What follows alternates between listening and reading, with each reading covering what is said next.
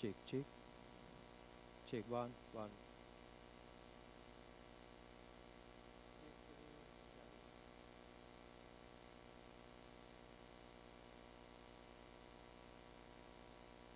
Check, check. One.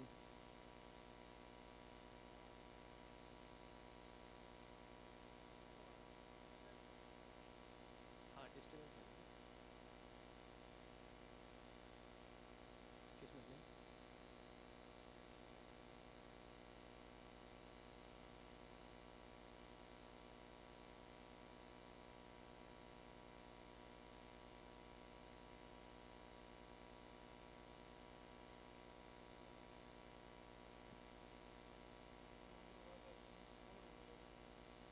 check, check,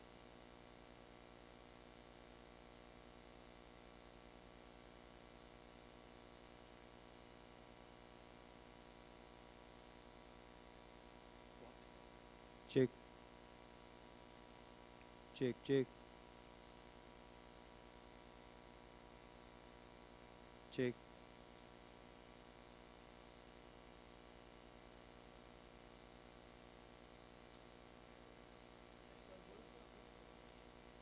check, check,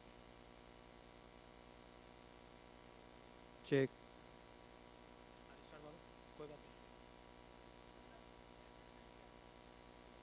नहीं नहीं वो तो डिले आएगा 10 second check one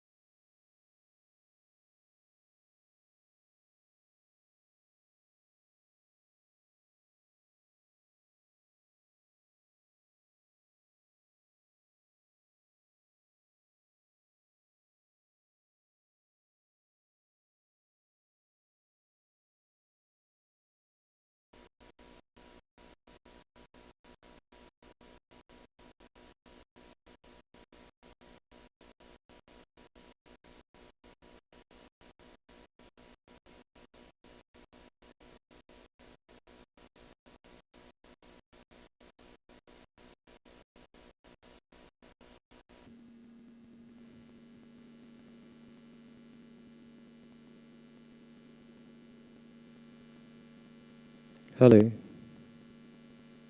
Hello.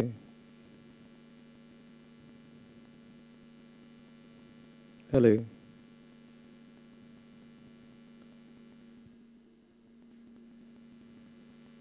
Hello.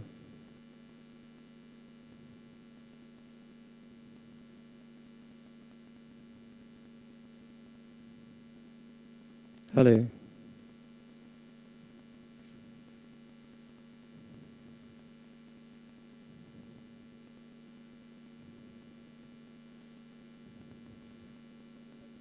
Check, check. Check, check. Hello hello थोड़ी नहीं आ रही है चेक चेक बोल रहे हैं सर वो डिस्टर्बेंस जो है ना वो उसी की वजह से चाहे आप इसका ले लो चाहे आप उसका ले लो। वो ऑडियो वीडियो सिर्फ इंटरेक्शन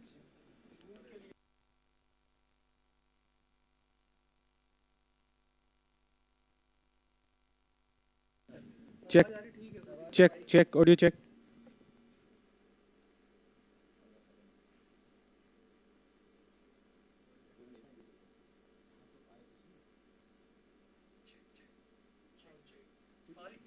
वो डिस्टर्बेंस जब आवाज चलेगी वो चलेगा ना वो तो आएगी आएगी ना क्योंकि डायरेक्ट सोर्स नहीं है सर ये हाँ ठीक है ये डायरेक्ट सोर्स होगी तब आएगी ना ऑडियो ये बस हमिंग आ रही है किसी वजह से आ रही है ऐसे कोई यहाँ तो कोई दिक्कत नहीं सर उसमें नहीं। ये आ रही हो सर वो हाँ बिल्कुल आ रही है। ऐसा तो नहीं है गेन बढ़ रहा हो नहीं नहीं, आपके कहाँ से आ रही है? ऑडियो मैंने दी नहीं है, आपके यहाँ से दी है। मेरे यहाँ से डायरेक्ट हाँ हाँ, ऑडियो मैंने आपकी दी है।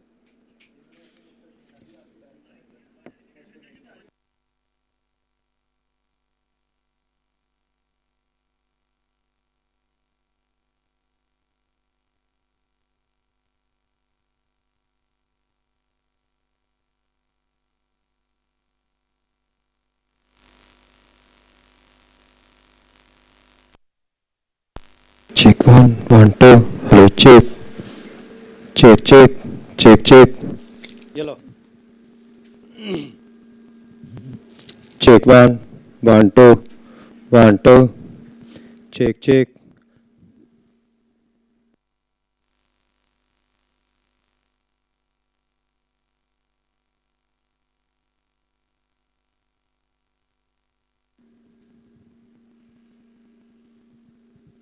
Check, check.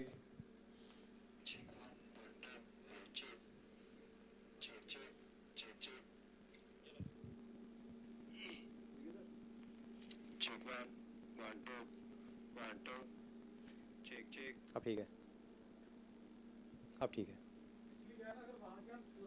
नहीं नहीं, अब ठीक है। आनी नहीं थी ना मैंने बढ़ा रखा था देखो, आनी एकदम ओके आएगी वो दोबारा से तो जो जो जो चीज़ें क्लियर होनी चाहिए, हम सर्विस दे रहे हैं। जी जी sir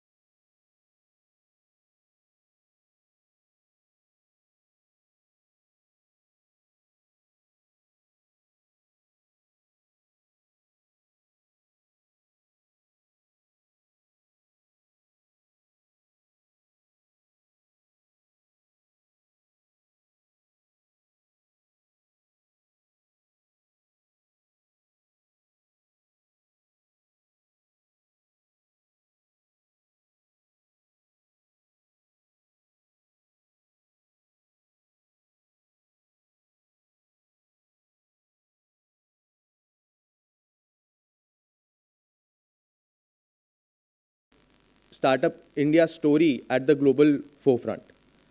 If we talk about the startup landscape in the country, we can see startups everywhere. In each and every state and UT of the country, we have at least one startup which is DPIIT recognized.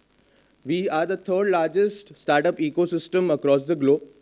We have more than 1,17,000 startups as of now registered with DPIIT.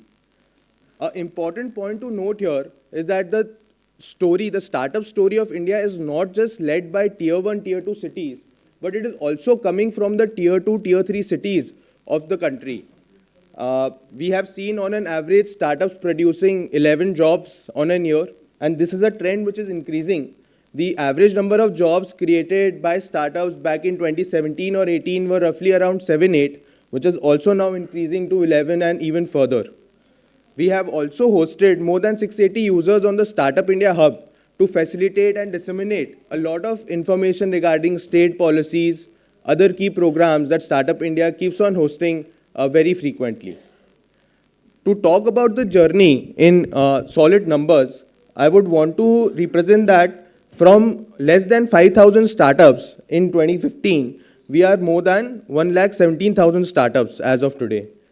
The number of districts in which startups were present earlier has risen from 120 to 670 plus districts.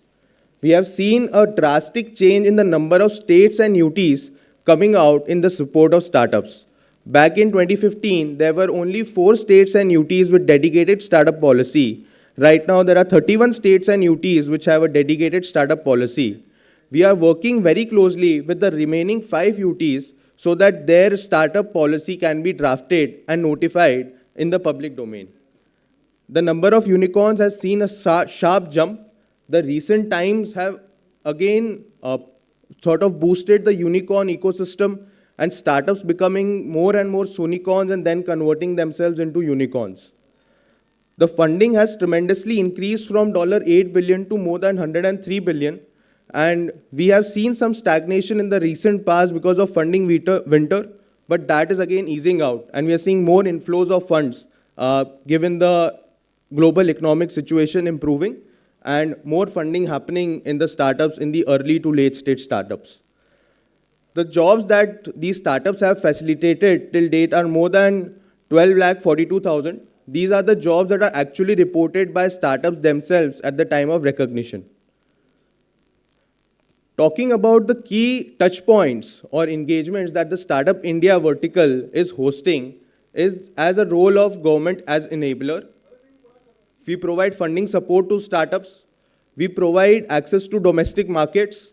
We have initiatives which facilitate global market access to startups. And there are other marquee programs like National Startup Awards, States Ranking Framework, and Women Entrepreneurship programs that again add a feather to the Startup India initiatives. Talking about the first role of government as an enabler, Startup India under the DPIIT vertical is the nodal body to recognize startups in the country. So a startup is defined as an entity which is either a private limited company, a limited liability partnership, or a registered partnership. It can be a OPC, but it cannot be a sole proprietorship. Second criteria is that the company should be less than 10 years of age. That is, the incorporation date should be less than 10 years from the time they are applying for recognition. Third is, they should essentially not be earning or their revenue should be less than 100 crores in any fiscal year. Fourth is, they should either be innovative, scalable, wealth creating, or job creating. So the fourth point is kept flexible to be inclusive of different types of products, services, innovative solutions that are coming in the market today so that we can consider them as startups as well. The key benefits are then, of course, in the various domains of government procurement, patent granted, tax benefit, easy compliances, and funding support. This is the life cycle journey of every startup, where the startup goes from ideation, validation, early traction to growth stage. Startup India has hand-holding support in each of these verticals. As you can see, in the first vertical in the ideation stage, there are marquee schemes like seed funding scheme. In validation stage, there are schemes like learning and development programs, other resource partnerships, and pro bono services. In the early traction phase, we have MARC program, which is a mentorship platform that provides startups the hand-holding in the respective area and domain they wish to gain more and more mentorship from. In the growth stage, we have essentially the Fund of Funds scheme, which is run by SIDBI, and this is helping startups to gain a large corpus of funds, which helps them enable their growth after validating their market, after getting market traction. This essentially propels them to grow further and further. Talking a bit about the Startup India Hub, it hosts a lot of different type of information for different stakeholders. Everyone in the ecosystem can use this hub for different type of information or resources at different points in time. For example, all the startups can find out what all resource partner services that they can leverage once they get DPIIT recognized. There are learning and development programs for startups being hosted on the hub. There are different tools and templates that these startup founders can use and leverage from the portal.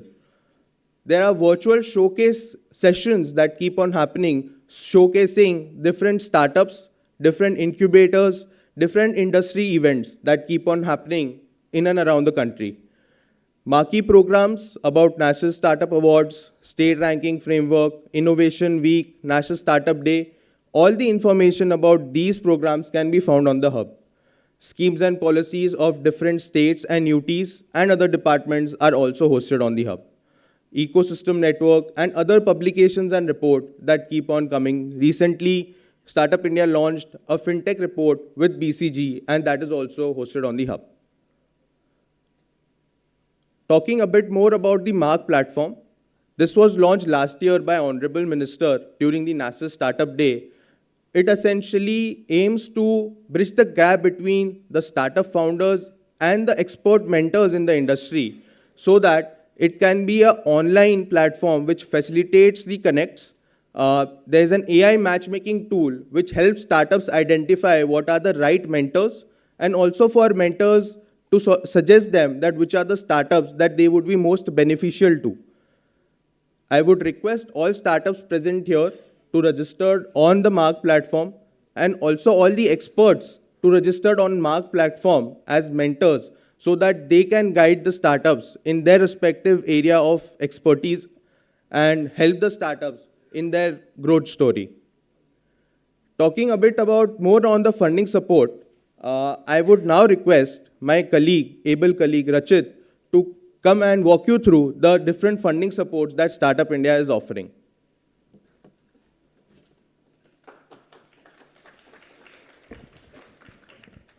Thanks, Akhilesh.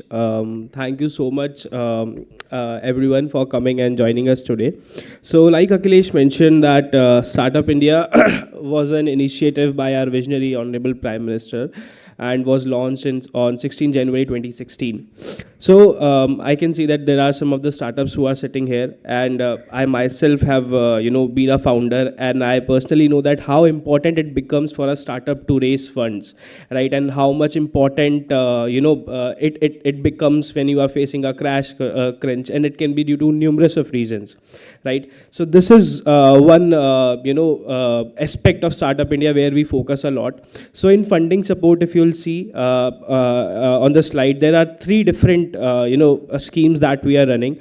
One is called the Fund of Funds scheme, the second one is called the Seed Fund scheme, and the third is called the Credit Guarantee scheme. So I'll take you guys through each of these schemes individually. So we'll start with the Fund of Funds scheme. So as you can see on the screen, the Fund of Funds scheme was launched in 2017.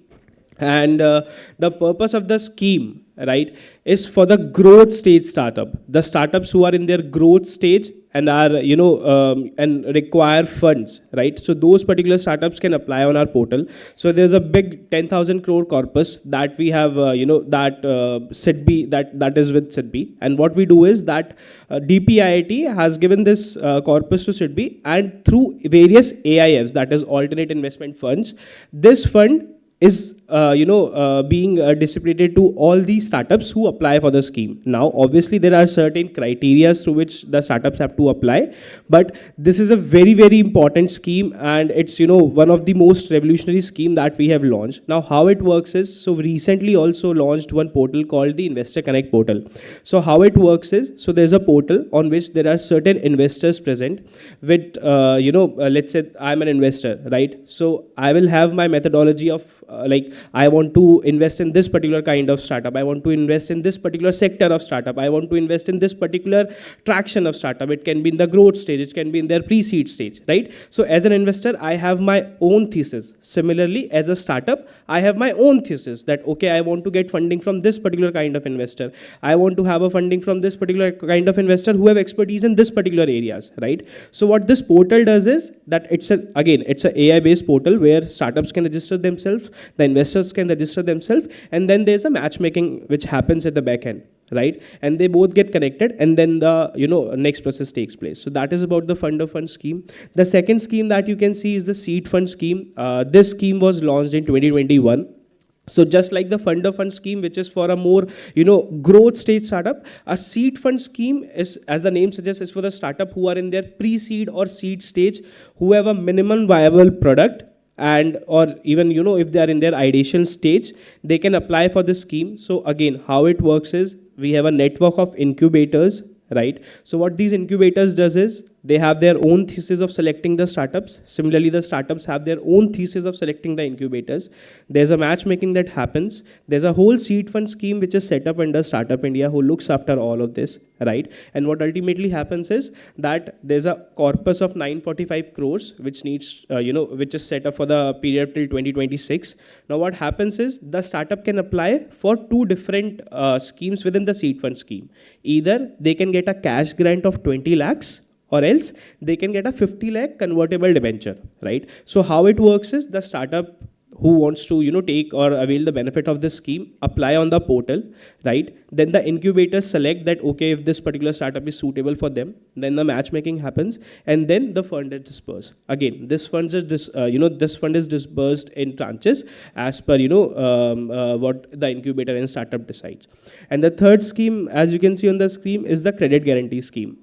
So what ends up happening, and what happens sometime in the industry is that, being a startup, sometime it becomes difficult to raise funds, not from investors but from banks. If you want to avail a loan, or if you want to get a loan, right, your credit history, your previous history becomes very important. And sometimes for a startup who is very new in the industry, who does not have much of a credit history, it becomes difficult for them to avail that loan, right? So this is the scheme that we have launched. As per this scheme, Government of India, or DPIIT, will take the guarantee of that particular startup, that, okay, this particular startup is registered under DPIIT, and there's a list of banks, there's a list of non-banking financial corporations, NBFCs, who can provide this benefit of this scheme to the relevant startups. They can apply for it and avail the benefit of this scheme. Next, if we move to the next slide, like I discussed, we have launched one portal called the Investor Connect. So here what happens is, there's a AI-based matchmaking. There's a list of investors. They can be, all these investors are registered under SIDBI, right? They can register themselves. They can choose their thesis of investment. Similarly, the startups, they can choose their thesis of, investors, which investor they want to target, which kind of funds they are looking for. And then there's a AI matchmaking that happens at the back end, and then we connect them. And finally, they can raise funds to that. If we move to the support of what Government India does, apart from providing funding, apart from running marquee programs, apart from providing support in the form of mentorship, right? So as we all know, it becomes very important for any startup. Ultimately, it's all about business, right? And business is about sale, right? So how are you selling your product, or how is your product going out in the market, right? So Government of India, Startup India provides support in that particular front also. So what we have is, if you, I'm sure all of you are aware of GEM, that is the government e-marketplace, right? So GEM is a portal where there's a list of more than thousand of products where you can register yourself and then get your products directly procured to various government offices. So if I take an example, let's say I want to let's say there's a government department and they want to procure a notepad.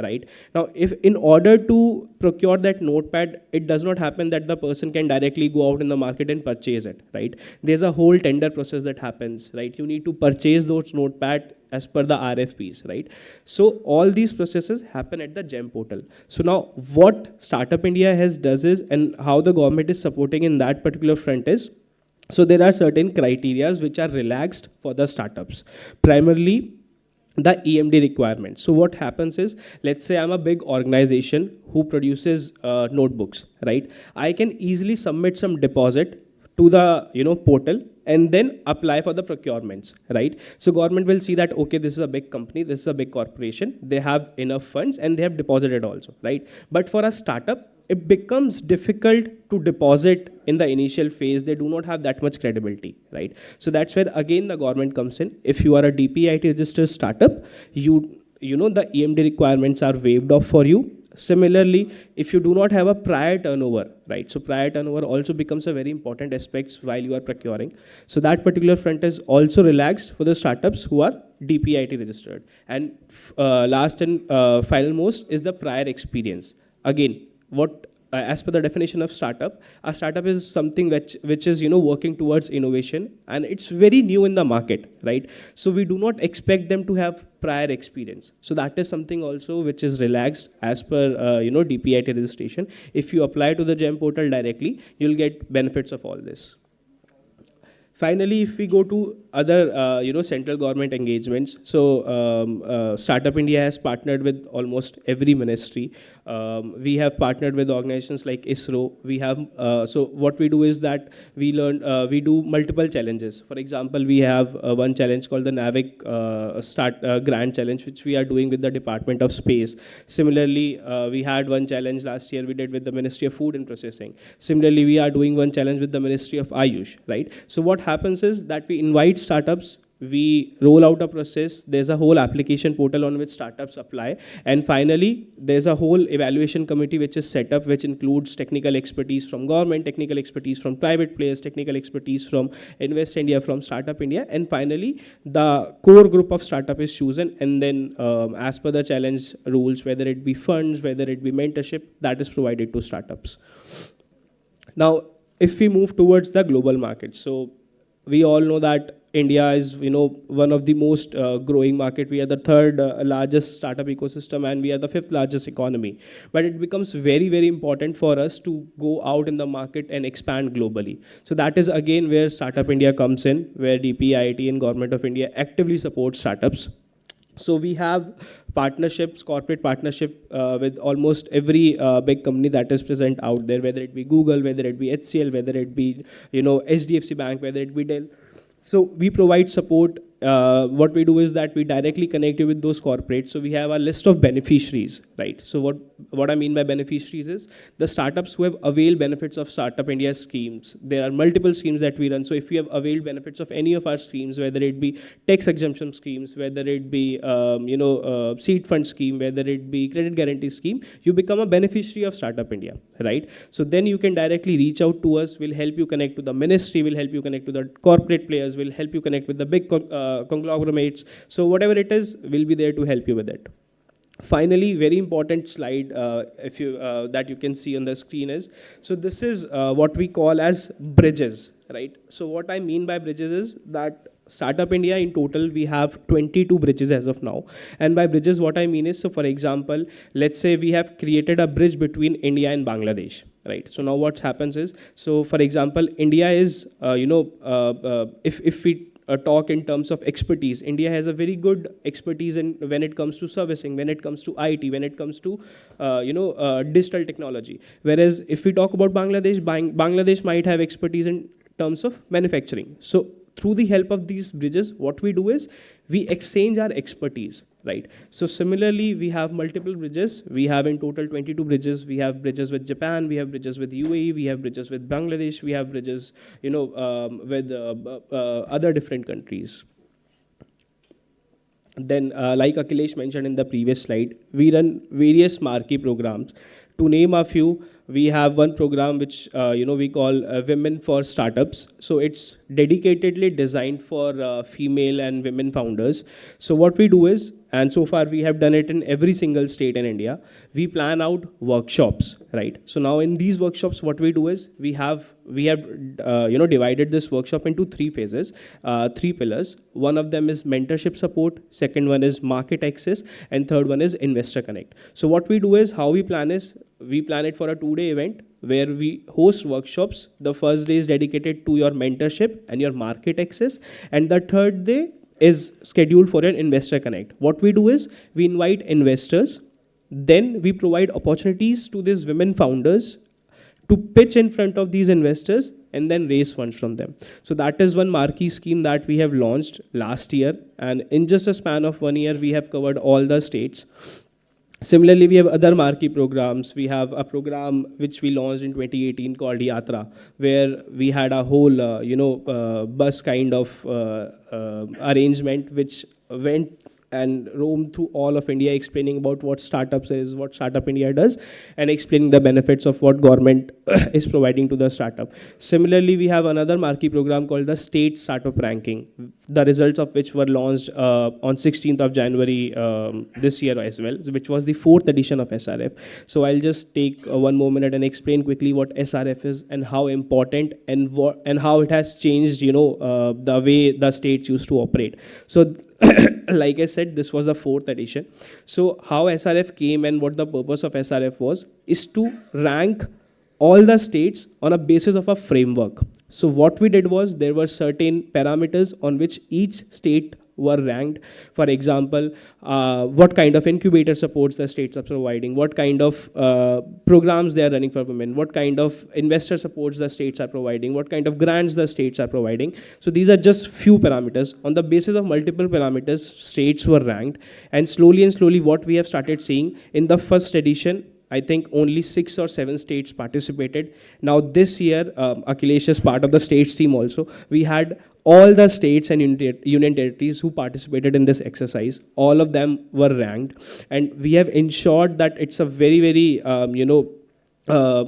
neutral process where no states is given any leverage over the other. All the parameters are taken into account, and finally the ranking is released. So these are few of the schemes that we have launched. I request all these startups, if you are not DPIT registered, there's a QR code. You can just scan it and register yourself. Thank you so much, and looking forward to the next sessions. Thank you.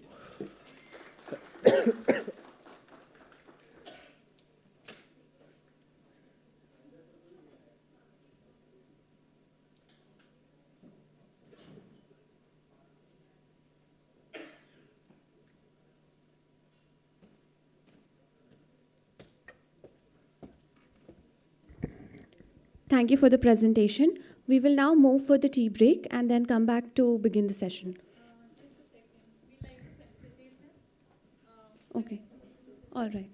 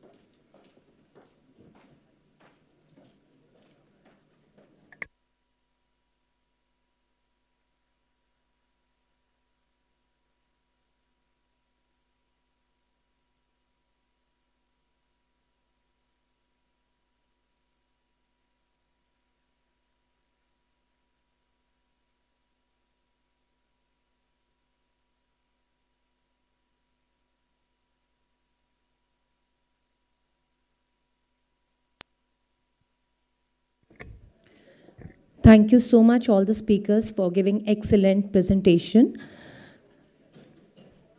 We will commence the proceeding of inaugural ceremony when our honorable chief guest and the guest of honor will come. But before that, we will take a break for a tea, and then after we have to continue with our inaugural ceremony. Thank you so much, and requesting everyone to please kindly be on time whenever our honorable guest on the time. Thank you.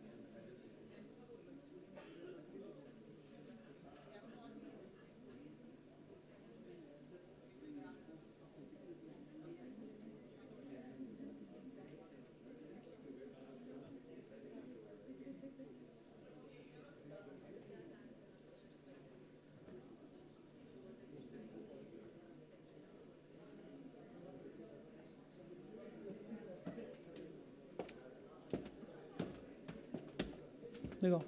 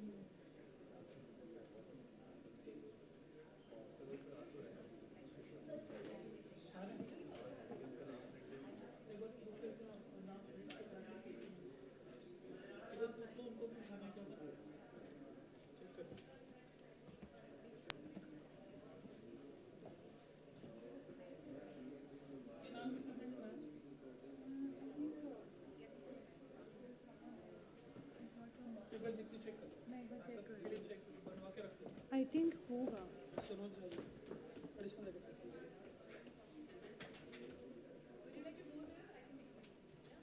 ठीक है, additional backup है, तो check बढ़ा देंगे।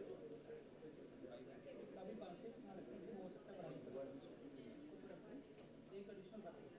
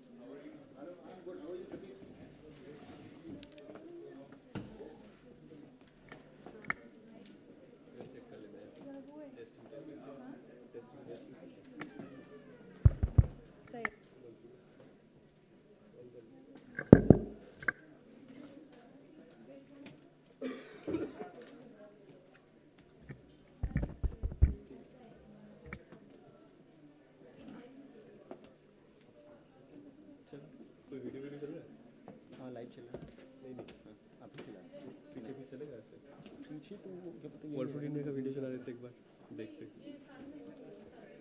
तो break पे रहेगा कौन देखने वाला?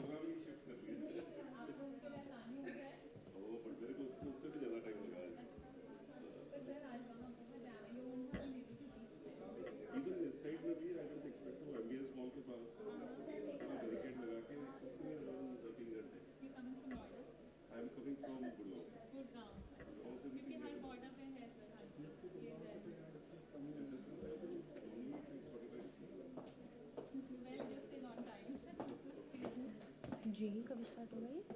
11:15 के आसपास। तो टाइम है पापा? हाँ। नंबर दे दो आप मुझे। 9818 98 18 18 71 71 33 33 26 26 क्या नाम है? मानसी।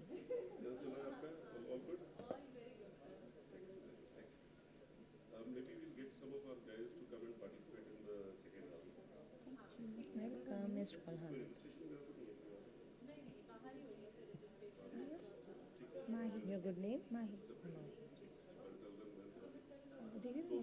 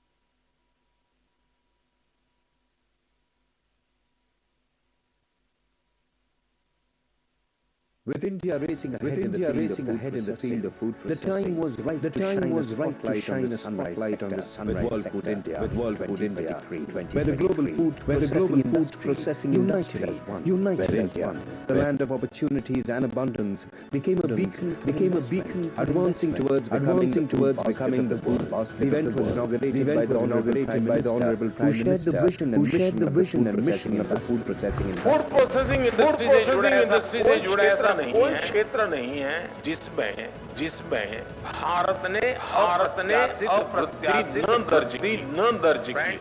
भारत में जितनी विविधता है उतनी ही खाद्य विविधता फूड डाइवर्सिटी भी। हमारी ये फूड डाइवर्सिटी दुनिया के हर इन्वेस्टर के लिए डिविडेंड है। The 3 days saw a magical combination of innovation and ideation and with pavilions spread over a sprawling 60,000 square meters, with more than 100 exhibitors showcasing their glorious World Food India 2023 was the ideal platform to showcase and collaborate.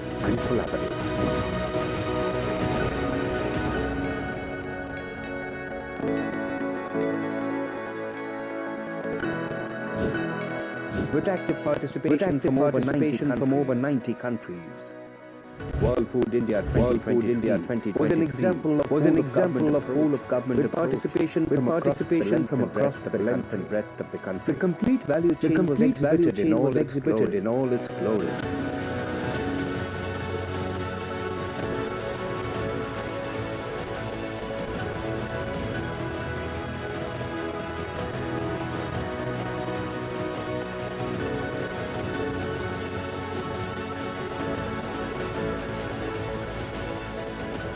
The Ministry of Food Processing Industries was a highlight with the latest technologies like 3D virtual reality, futuristic food, a waste to wow, and a World Food India mascot and welcoming one and all. Specific pavilion segments focused on sectors that have outperformed.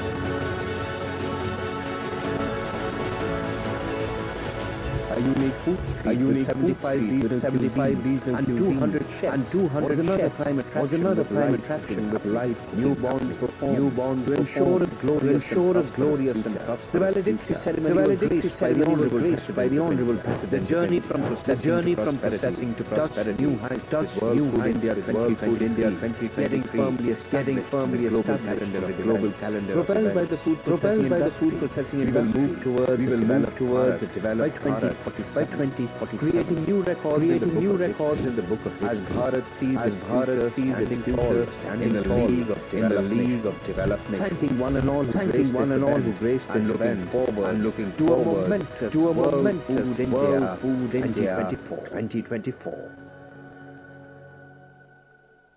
खाद्य प्रसंस्करण क्षेत्र में भारत की तीव्र गति को नजर इस सनराइज सेक्टर पर प्रकाश डाला वर्ल्ड फूड इंडिया जहां वैश्विक खाद्य प्रसंस्करण उद्योग का जहां अवसर और भारत विश्व की वर्ल्ड बास्केट बनने की राह पे अग्रसर निवेश के लिए एक प्रकाश।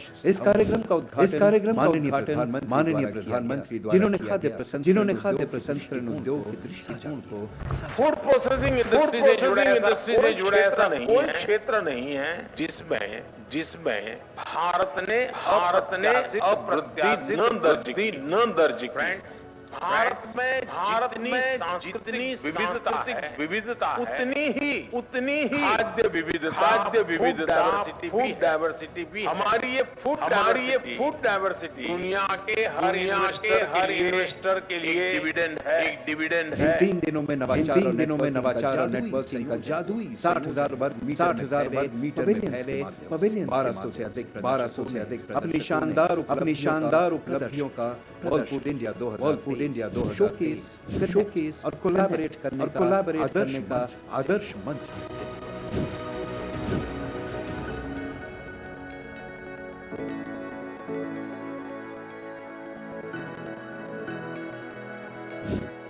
नब्बे से अधिक देशों सक्रिय भागीदारी के साथ whole of government दृष्टिकोण के मिसाल वर्ल्ड फूड इंडिया 2000 देश के हर कोने से भागीदार संपूर्ण मूल्य श्रृंखला अपनी संपूर्ण महिमा में प्रदर्शन।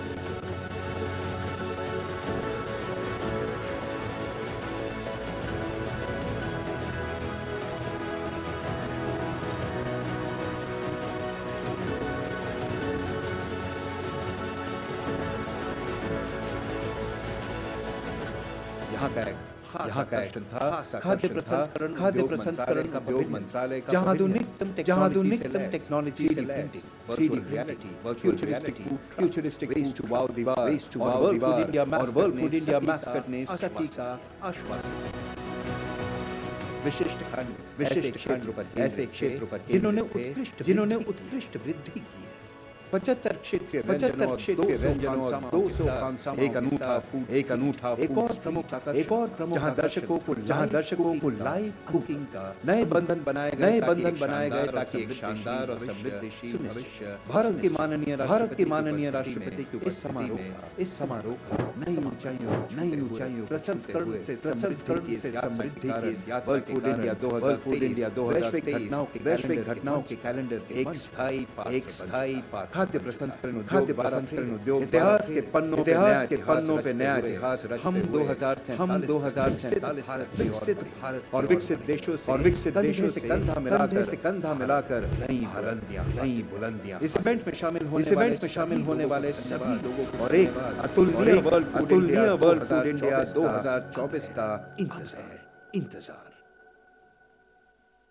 With India racing ahead in the field of food processing, the time was right to shine a spotlight on the sunrise sector with World Food India 2023, where the global food processing industry united as one.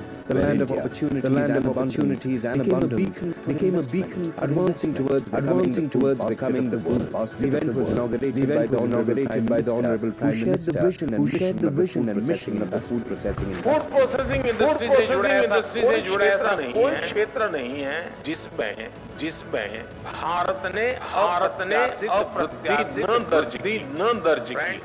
Bharat में जितनी विविधता है उतनी ही खाद्य विविधता food diversity भी हमारी ये फूड डाइवर्सिटी दुनिया के हर इन्वेस्टर के लिए एक डिविडेंड है। The 3 days saw a magical combination of innovation and networking, with pavilions spread over a sprawling 60,000 square meters, with more than 100 exhibitors showcasing their glorious World Food India 2023 was the ideal platform to showcase and collaborate.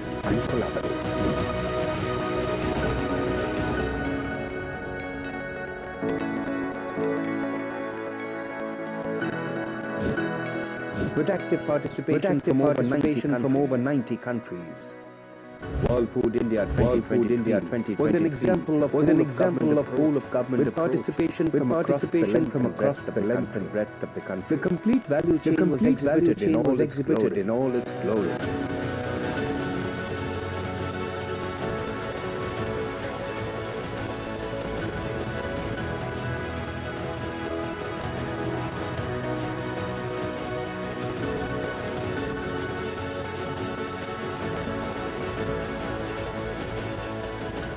The Ministry of Food Processing Industries was a highlight with the latest technologies like 3D virtual reality, a futuristic food, a waste to wow, and a World Food India mascot welcoming one and all. Specific pavilion segments focused on sectors that are about the home.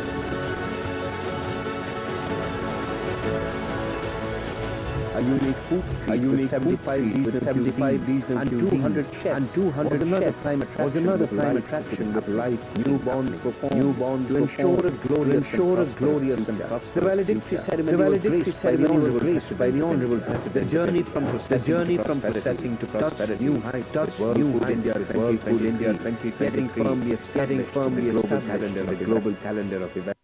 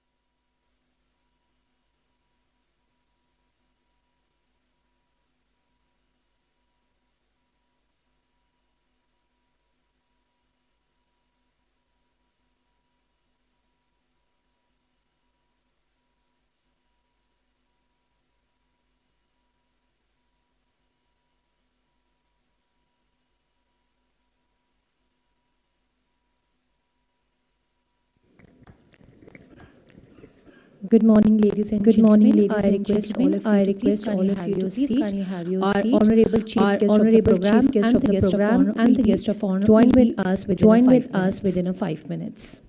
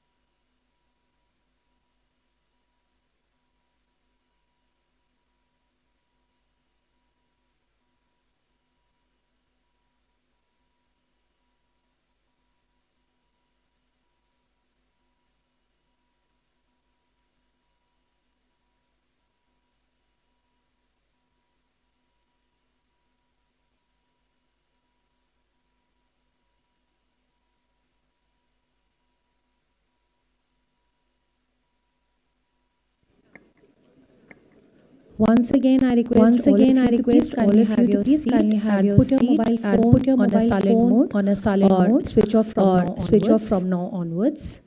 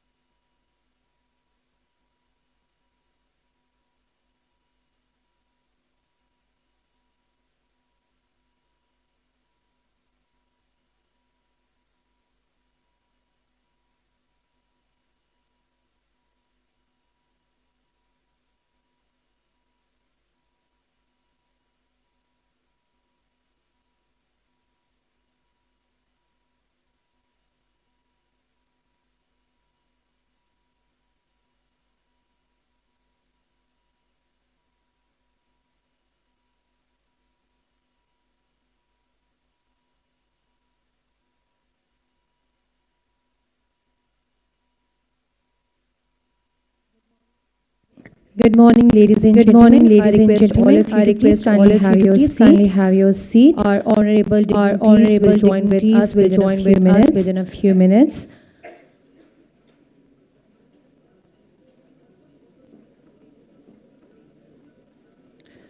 A very warm welcome to all our distinguished present here with us in this beautiful morning.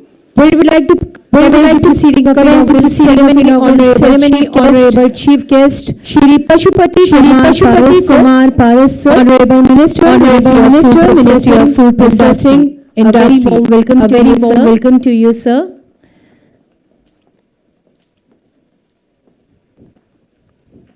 Please give you a round of applause, ladies and gentlemen. We have with us our honorable guest of honor, honorable Ministry of Agriculture and Farmers Ministry of Food Processing Industry. We have with us Shrimati Anita Pradeep, Secretary, Ministry of Food Processing Industry. A very warm welcome to you, ma'am. We have with us Dr. H. Director from National Institute of Technology and Management from Kandli. And ladies and gentlemen, we have with us Shri Additional Secretary, Ministry of Food Processing. A very warm welcome to all the dignitaries on the dais. On behalf of the organization, I would like to thank everyone. As you all know, that we all are gathered for certain reason. And the primary goal of the conclave is fostering collaboration, knowledge sharing, promoting food processing startups. This is for the growth and innovation of the food processing industry. And this is our motto for the 2 days program. Myself, your MC for the today's program. In India, it is to invoke the blessing of God. So to follow our good mindset of our events. I would kindly request all the dignitaries on the dais to please kindly inaugurate the lamp.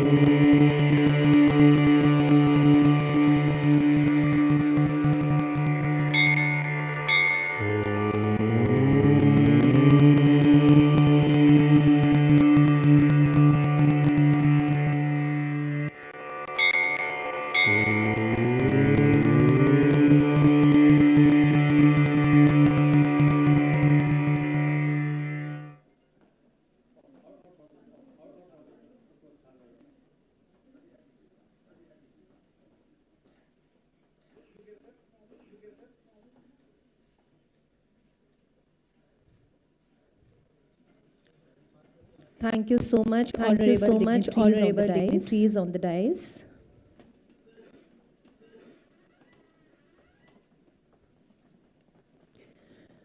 For felicitation of honorable dignitaries on the dais, I would like to request Shrimati Anita Pradeep, Secretary, Ministry of Food Processing Industry, felicitate our honorable chief guest of Pashupati Kumar Paras, honorable Ministry of Food Processing Industries.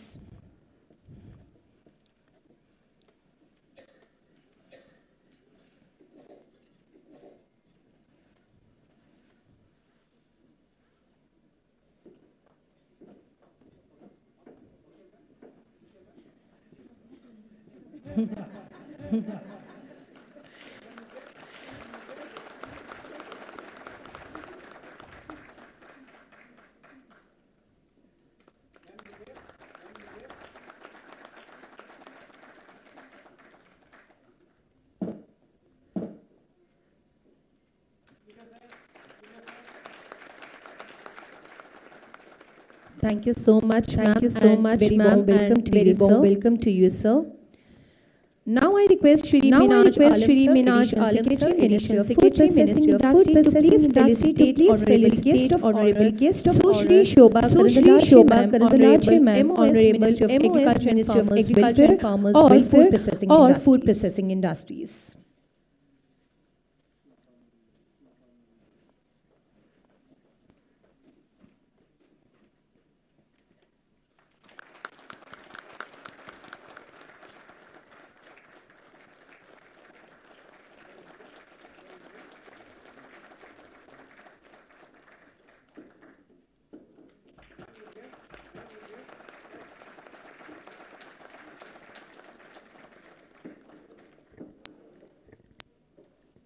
Now I request Dr. H.S.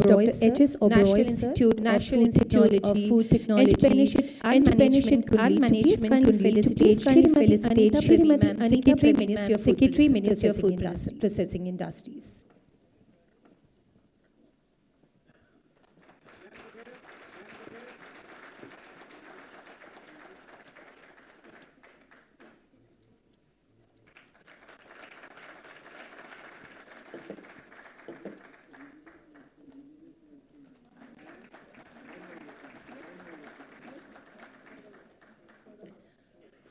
Once again, I request Oberoi sir to please kindly felicitate our Honorable Minaj Alam sir, Additional Secretary, Ministry of Food Processing Industries.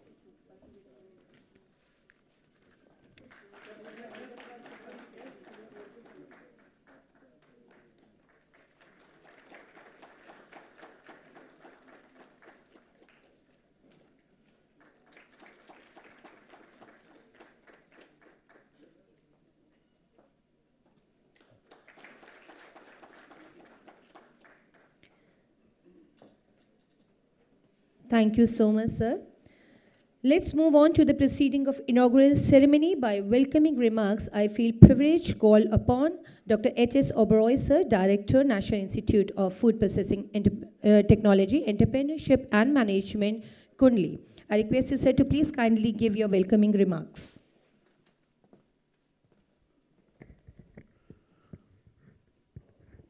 A very good morning, namaskar.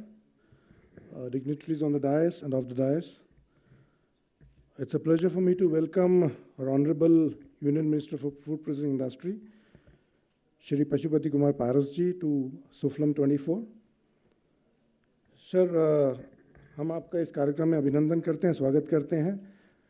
और मैंने देखा है कि जब भी हमने किसी भी कार्यक्रम के लिए, चाहे वो मंत्रालय का हो, चाहे निफ्टम का हो, आपको आमंत्रित किया है, आप सदैव ही हमारे साथ जुड़े हैं और हमेशा हमें आपका मार्गदर्शन मिलता रहा है। उम्मीद करते हैं कि आगे भी हमें आपका मार्गदर्शन, दिशा निर्देश मिलता रहेगा। आपका बहुत बहुत स्वागत, अभिनंदन। We have the pleasure of welcoming Honorable Minister of State for Agriculture and Farmers Welfare as well as Food Processing Industries, Sushri Shobha Karandalache ji. Ma'am, I think your presence here would make a lot of difference to the stakeholders here, because many of the stakeholders, the startups who've come here, are actually from both the supply chain side as well as processing. So they cover the different paradigms of processing, including primary, secondary, and tertiary processing. So you being in charge of the Agriculture Ministry as well as Food Processing Ministry as MOS, it's a real pleasure for all of us to have you here with us. And I'm sure the stakeholders, the participants, delegates here look forward to hearing from you about the next steps which the government is going to take about promoting food processing, including agriculture. It's an honor and pleasure for me to welcome our Secretary, Madam Anita Pravinji, to this function. In fact, she's the chief architect behind this show. It was her brainchild that we should be organizing this program, and we named it as SUFALAM, Startup Forum for Aspiring Leaders and Mentors.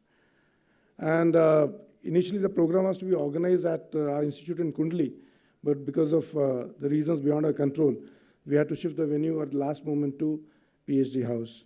And at one point in time, we thought that it may not be possible at all for us to organize this function, but ma'am has been a major force behind us, a real impetus that we should have it, should go ahead with it, and today we're all here. So ma'am, very warm welcome to this program. I would also like to welcome Shri Minhaj Alamji, a man who wears many hats in the ministry, with a lot of portfolios, and he's a conduit between the institutes as well as the ministry here. A very sportive and supportive officer. It's a pleasure to have you here with us. I would also like to welcome our guests, people from the regulatory organizations. We have officers from FSSAI, EIC, as well as APIDA, who have either joined us or will be joining us in some time. And I would like to welcome our guests from the industry. Industry, in fact, makes a lot of difference with their presence. And I'm very glad to share with you that we have a sizable contribution from the industry, participation from the industry in this particular event. We have companies like Nestle, ITC, Britannia, Dabur, Waycool, Godrej joining us for this function. And I'm sure that the kind of connect which the startups are looking at will be provided by the industry. So there will be a lot of networking sessions between industry and startups, as well as MSME. I'm sure that it's going to be very, very fruitful. And then we would also like to welcome the students and the faculty from the Delhi University, Bhaskaracharya College, who are present with us, the faculty from NIFTM, the students from NIFTM, the officers from the ministry. A very, very warm welcome to all of you. We also like to welcome our colleagues from the press who are present with us, and the most important, the startups. So it's your program, it's the program of startups, for startups, by startups. We are just coordinating it. And we have planned the session in a way that I'm sure that there'll be a lot of learning in whatever is going to be deliberated in the next 1.5 days. And in addition to the knowledge sessions, the pitching sessions, we do have a couple of technical sessions. So we'll be discussing about the financials, the networking, the collaborations. And if you look at the punchline, it says innovate, create, elevate. So it's all about innovations, it's all about networking. I'm sure that we're going to have very good deliberations over the next 1.5 to 2 days.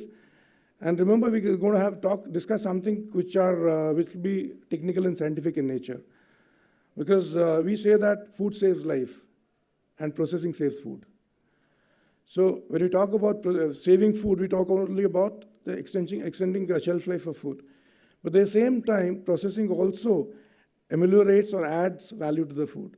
For example, if you look at the bioavailability of lycopene in tomatoes, which increases because of processing. Similarly, if you have to get rid of the anti-nutritional compounds in millets or soybean, it's again processing. And again, if you have to develop the on-farm systems for storing, drying, packaging, we need processing. So processing is almost a way of our life now. So with this, I welcome all the participants who have joined here and all those who have joined us online. So we have created a registration link. This program is being telecasted to the ministry's YouTube channel. It's a live program. So once again, I welcome you all and hope that the next 1.5 days, we're going to have very intense deliberations and something very fruitful output will come out of it. Thank you very much.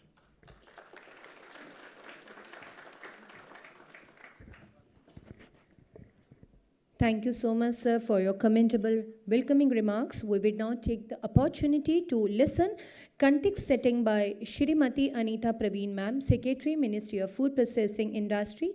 I request you, ma'am, to please kindly take the mic and organize the gathering.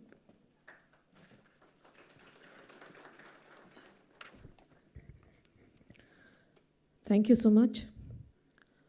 Honorable Minister for Food Processing Industries, Shri Pashupati Kumar Parasji. Honorable Minister for State for Food Processing Industries, Sushri Shobha Karandalaji ji. All the esteemed startups who are here and have joined online with us. Shri Minhaj Alamji, Additional Secretary, Dr. Oberoi, Director NIFTM. Ladies and gentlemen, it is an occasion where probably we would have been in Kundli today with a very large crowd as we had planned out for the event, and with too many other activities also lined up because it was going to be a 2-day stay at the NIFTM Kundli campus. But because of extraneous reasons, we had to make changes to the program. We considered that whether there is a possibility to shift the program to a later date. But we were informed by quite a few startup entrepreneurs that they had already booked tickets and it will be inconvenient for them to make changes. तो sir आपकी सूचना के लिए हम लोगों ने बहुत सारी इंस्टीट्यूट्स को अपने कुंडली दोनों को वहाँ के छात्रगण वहाँ के जो फैकल्टी मेंबर्स हैं और भी कैंपसेस जहाँ जहाँ हम पत्र लिखकर लिंकेज कर सकते थे सर सबको हमने ऑनलाइन लिया हुआ है तो पार्टिसिपेशन की संख्या में कोई कमी नहीं है लेकिन हाँ यहाँ पर आपको लग रहा है कि शायद हम लोगों को पोस्ट जी सर जी सर नेक्स्ट टाइम किसान का आंदोलन था रास्ता ब्लॉक था इसलिए अच्छा हो कि आप 15 दिन 1 महीना के अंदर चुनाव के नोटिफिकेशन के पहले आप एक कार्यक्रम बृहद रूप से आप वहाँ करवाइए जी सर बिल्कुल सर तो because of the extraneous reasons we had to push the event rather we had to shift the event I would say that if there is some inconvenience that has caused to people, we would be apologetic, but we did not want to miss the date. So we went ahead with it. So it's a matter of great pleasure for me to welcome all of you here, as well as the online participants to SUFALAM, which is Startup Forum for Aspiring Leaders and Mentors. SUFALAM 24, I hope, will be succeeded by many such events that will happen. Minister has already expressed his desire that one more should be done. We will definitely try to do that. So we are mindful of the fact that the startup entrepreneurs are making great contribution to the food processing sector, and we would want to hold hands for whoever requires assistance, help, or any kind of technical inputs all through, and I assure you that our NIFTMs will be more than eager to give this kind of assistance to you. The Government of India, in any case, has been working towards self-reliance and promote local industries, and that is why you realize that under startup or any other such line of activity that is happening, intensive approach to the entrepreneurs is being done. The Ministry of Food Processing also has 3 major schemes that we run. One is the Production Link Incentive Scheme, under which large, medium, as well as small industry members are participants, and they are taking the best benefit out of the scheme. We have the Pradhan Mantri Formalization of Micro Food Processing Enterprises scheme, the PMFME, where we handle cases of the micro entrepreneurs, and we want to formalize them and bring them into the mainstream of industries rather than they being on the fringe. So that's the effort that we are doing. And then we have the PMKSY, the Pradhan Mantri Kisan Sampada Yojana, which is working hard to create infrastructure for the sake of processing, and we try to go to the remotest part possible. Of course, it is dependent on the expressed interest by the entrepreneur as to where he wants to do it. But we want this scheme to be more widely spread out so that more and more of infrastructure is created. With these, we have been able to create substantial employment, as well as farmers' income has also been bolstered, because wherever the infrastructure gets created, it is easy for the farmer to either store or get their produce processed. So we look forward to these 3 schemes really doing well in the country. The food processing industry per se is experiencing a robust growth fueled by the potential for value addition.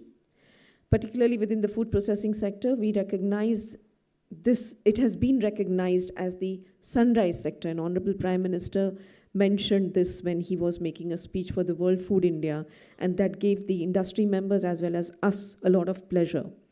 Because sunrise sector means that we have a lot of potential, and the government will be helping the sector to move further.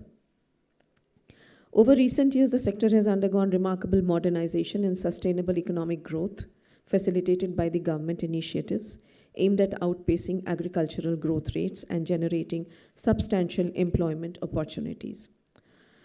The fast-growing startup ecosystem that we are catering to today in the food processing sector offers promising opportunities for entrepreneurial ventures.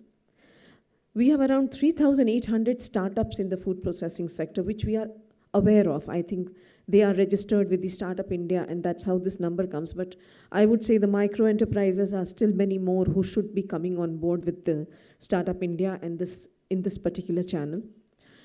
The numbers are high in Maharashtra, Delhi NCR, Karnataka, Tamil Nadu, and Telangana, and regions have emerged as key hubs for startup activities. Initiatives such as Food Processing Grand Channel has spurred the entrepreneurship interest.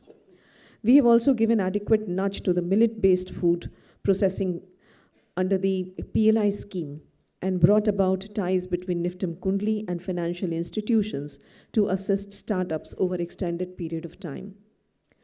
With regard to the immense focus on innovations in the sector, the Ministry of Food Processing is organizing the first edition of SUFALAM this time, and as I was expressing my hope that we will continue with this kind of an interaction on a long-term continuous basis. We are interacting today, which is 13th and 14th of February this time. We will be letting you know about the new dates and new occasions very soon.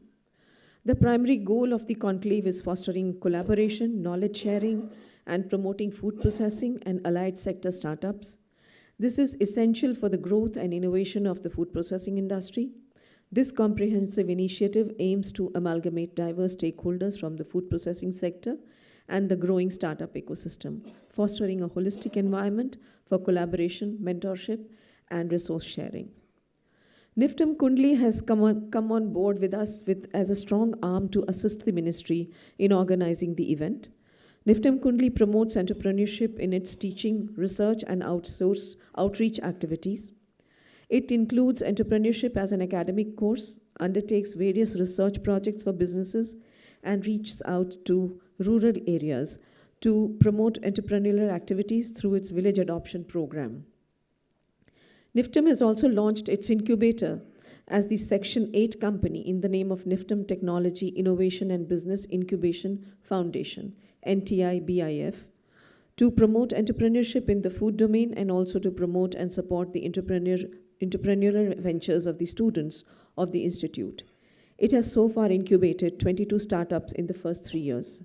Well, this is about NIFTM Kundli. We have another NIFTM in Tanjavur, which has also done great work as far as the incubation for the startups is concerned.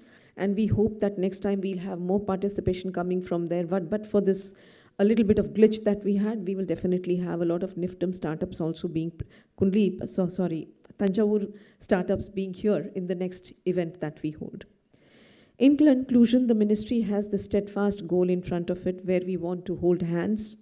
We would want to continue this interaction with you, and we would want you to come with your issues, with your problems, whatever it is, where we can at least make an attempt to solve it for you, find a solution for you.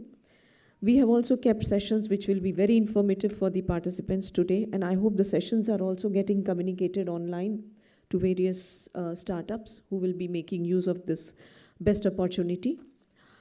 For the information of the Honorable Ministers, we also have a small exhibition that has been arranged outside in which startups have put up their stalls, and it will be interesting in case the Honorable Ministers find time after this inaugural session to go around there. And we hope this effort of the ministry bears fruits in future. Thank you so much. Jai Hind.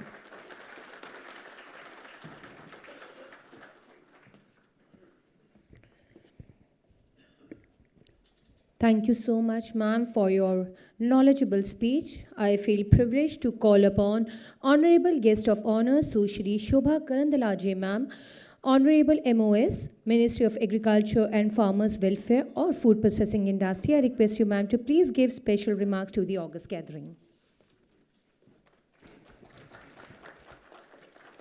माननीय पशुपति जी, Shrimati Anita Praveen, Meena Jhalam, and Mr. Oberoi ji, all the officials from food processing and from other departments,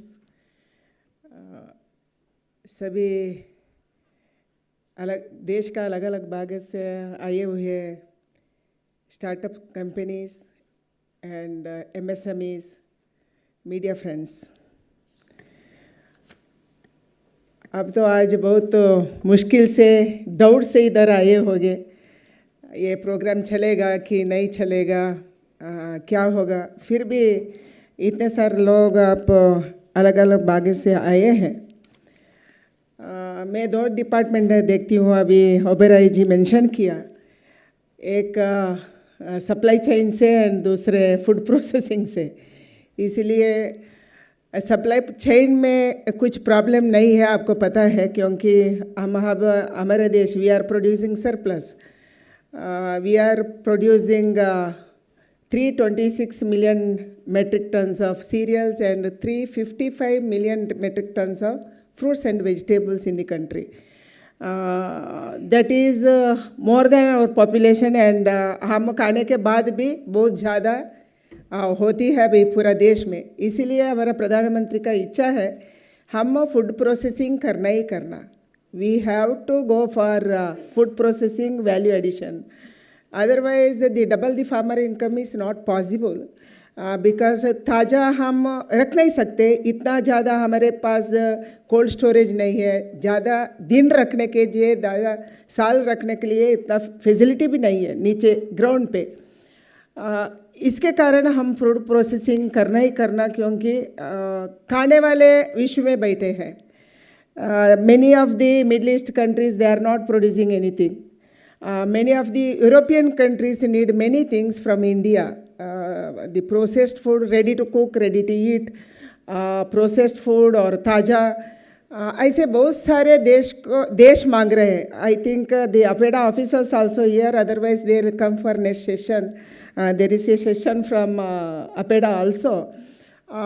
We sat with the APEDA people and we listed out which country उसका आवश्यकता क्या है.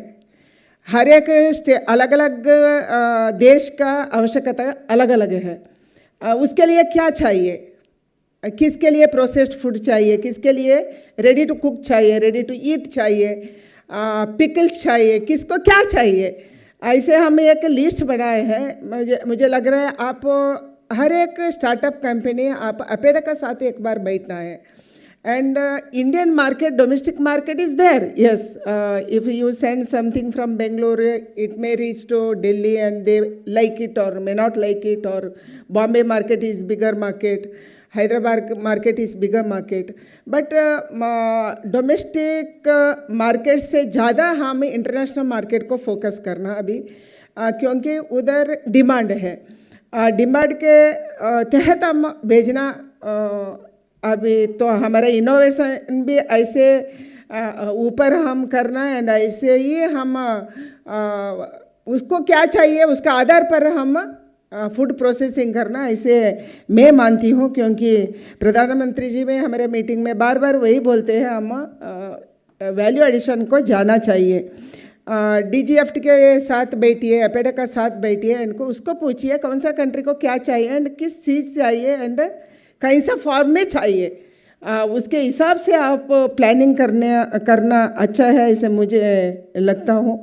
And बहुत सारे देश pesticide residue के बारे में सोचते हैं, इसलिए पेस्टिसाइड रेसिड्यू को मन में रख के हम उसको उगाने का वैल्यू चेन में भी ऐसे हम अभी बना रहे हैं. क्योंकि हर एक फार्मर्स को हम एजुकेट कर रहे हैं, हम पेस्टिसाइड रेसिड्यू को मन में रखना. Otherwise we can not export anything. Last year you all know, even our basmati rice is came back because of more pesticide residue. That's why हम उगाने के संदर्भ में कैसे हम उगाना एंड प्रोसेसिंग करने के समय में कैसे हाइजीनिकली हम करना, and how to packing, branding and marketing. These three also very important. For that we have to upgrade ourselves. We have to look into the international marketing and their demands. On the basis of that, I think we have to go. आपको पता है हमारा सरकार तो ज़्यादा focus हम food processing में दे रहे हैं. 10 साल के पहले केवल ये डिपार्टमेंट को, हमारा फूड प्रोसेसिंग डिपार्टमेंट को 789 crores था. अभी वो बढ़कर हम अलग अलग योजना में, योजना का तो बात रखे हैं हमारा सेक्रेटरी.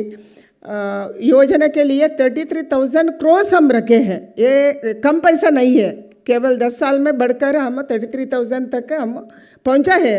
उसका लाभ हम सबको मिलना, देश को मिलना चाहिए. क्योंकि आप बढ़ गए तो हमारा देश का बिजनेस बढ़ता है. ये कारण से हम आपके ऊपर भी, स्टार्टअप के ऊपर भी फोकस कर रहे हैं। अभी तो 3,800 स्टार्टअप्स केवल इन फूड प्रोसेसिंग में है। एग्रीकल्चर मिल के 7,800 स्टार्टअप्स है, एमएसएमई है, बहुत साल से करने वाले हैं। उसका ये तो what is their idea, what is their experience, we have to share. I think I went to Surat for other purpose. I went for election purpose. I met one boy and he told I am doing mango processing after Corona, because he lost job in Corona. He came back from America and he thought of मेरा घर का सामने ही आम का पेड़ है, कुछ बना सकते हैं क्या, ऐसे सोचा। ये सोच के केवल 3 साल में he is earning 45 crores of rupees by processing आम. He is getting raw mangoes, he is ripening that and he is processing that. That's what he is doing. Like that we have to educate our children, educate our graduates to innovate such a things to process our foods. That's what I feel. And corona का संदर्भ में केवल 2 ही department काम किया, एक तो health and family welfare, दूसरा तो एग्रीकल्चर एंड फूड प्रोसेसिंग। केवल 2 ही डिपार्टमेंट पूरा वर्ल्ड में काम किया है। हम उसी संदर्भ में भी हम एक्सपोर्ट किया, ताज़ा किया एंड प्रोसेस्ड फूड भी पूरा वर्ल्ड का हम किसको चाहिए उसको देने का काम हमारे देश ही किया। एंड हम तो उत्पादन में बहुत विषय में आगे है। We are producing more milk, we are getting more fishes, we are 3rd largest country in fish producing and even सब्जियाँ, फल। एंड हम तो किसानों को अभी ऐसे ट्रेनिंग दे रहे हैं, एक्सपोर्ट क्वालिटी हम उगाना। एक्सपोर्ट क्वालिटी केवल एक्सपोर्ट करने के लिए नहीं, एक्सपोर्ट क्वालिटी हम खाने के लिए भी एक्सपोर्ट क्वालिटी खाना। हम क्यों ऐसे तो लो क्वालिटी का है, इसीलिए ऐसे मन में रख के हम आगे जाना है। मुझे लग रहा है ज़रूर फूड प्रोसेसिंग इंडस्ट्री का स्टार्टअप्स इधर बैठे हैं, आपको बहुत अच्छा फ्यूचर है। वर्ल्ड में डिमांड है, इसीलिए अच्छा फ्यूचर है। इनोवेशन अपनाइए एंड आल्सो गवर्नमेंट प्रोग्राम्स क्या क्या उपलब्धियां है गवर्नमेंट में उसको अपनाइए एंड बाकी लोगों को भी आप बताइए। And you are the people who are giving occupation to many of the graduates and young generation. तो ऐसे तो एग्रीकल्चर फील्ड 54% एम्प्लॉयमेंट एग्रीकल्चर से आती है। अभी more than 75 lakhs people are working in food processing industry. That is a great thing. That's a great achievement. That's why we have to increase that. We have to reach international market. That's what I feel. I feel that all the startups, we have to upgrade ourselves. We have to scale ourselves to reach international market. Our focus is international market. Our focus is European market. Our focus is Middle East market. Our focus is American market. And there is a demand there. That's why I think today and tomorrow's this workshop will help you out to reach the market. That's what you are all focusing to reach the market. I feel that today and tomorrow you learn so many things. What are the blockages? What are the problems when we are going through in the departments? How we can solve that? Many of the officials also coming and giving lectures. That's why please go through that and upgrade yourself and reach the international. That's what I feel. And all the best. All the best for today's and tomorrow's. And मंत्री जी अभी बताए हैं और एक हम ऐसे ही करेंगे, बड़ा स्टार्टअप्स का कॉन्क्लेव हम करेंगे, ऐसे आदेश भी दिया है, ज़रूर हम करेंगे। एंड सबको इन्वॉल्व करके कौन अच्छा किया है एंड उसको अपनाने के लिए हम आगे बढ़ेंगे, ऐसे मानती हूँ। All the best, good luck, जय हिंद।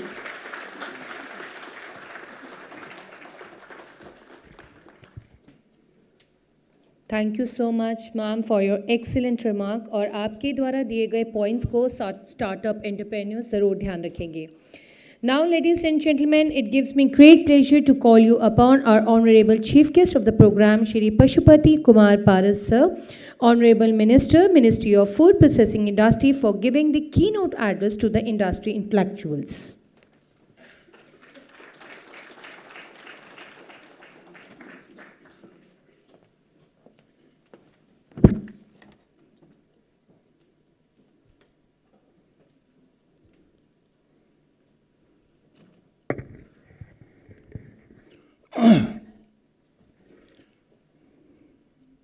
हमारे विभाग में सहयोगी माननीय राज्य मंत्री सुश्री शोभा करंदलाजे जी, विभागीय सचिव श्रीमती अनीता परवीन जी, अपर सचिव श्री मिनहाज आलम जी, अपर सचिव श्री सनोज झा जी, लेफ्टिनेंट सोनीपत के निदेशक श्री हरिहर सिंह ओबराय जी, संयुक्त सचिव श्री प्रीतपाल सिंह जी, मेरे निजी सचिव श्री सुबोध कुमार जी और संयुक्त सचिव श्री डी परवीन जी, और आज इस कार्यक्रम में आए हुए पूरे देश से आए हुए हमारे अतिथिगण, विभाग के अधिकारीगण, मीडिया के साथी, विभाग के पदाधिकारी कर्मचारी, सभी को मैं आज के इस कार्यक्रम में उपस्थित होने के लिए मैं अपनी ओर से हार्दिक अभिनंदन करता हूँ। यह अत्यंत हर्ष का विषय है कि आज हम यहाँ फूड प्रोसेसिंग और संबद्ध क्षेत्रों के स्टार्टअप सभा के लिए एकत्र हुए हैं, जिसका उद्देश्य फूड प्रोसेसिंग उद्योग के भीतर सहयोग को बढ़ावा देना, ज्ञान साझा करना और नवाचार को बढ़ावा देना है। फूड प्रोसेसिंग उद्योग मंत्रालय एवं लिप्टन कुंडली द्वारा आयोजित इस 2 दिवसीय कार्यक्रम का उद्देश्य इस क्षेत्र के भीतर मौजूद अपार संभावनाओं और इसके विकास को आगे बढ़ाने के स्टार्टअप द्वारा निभाई जाने वाली महत्वपूर्ण भूमिका पर विचार करना है। ये कार्यक्रम तो होना था यूनिवर्सिटी में, लेकिन किसान आंदोलन के चलते संक्षिप्त में यहाँ कार्यक्रम हुआ है। मेरा आग्रह है कि 1 महीने के अंदर में आप विस्तार से इस कार्यक्रम को वहाँ शुरू करिए।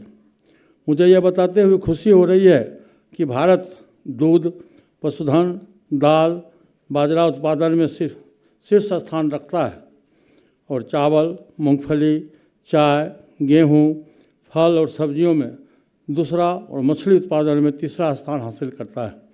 हाल के वर्षों में भारत के फूड प्रोसेसिंग क्षेत्र के आधुनिकीकरण में उल्लेखनीय प्रगति की है, जिससे सतत आर्थिक विकास का मार्ग प्रशस्त हुआ है।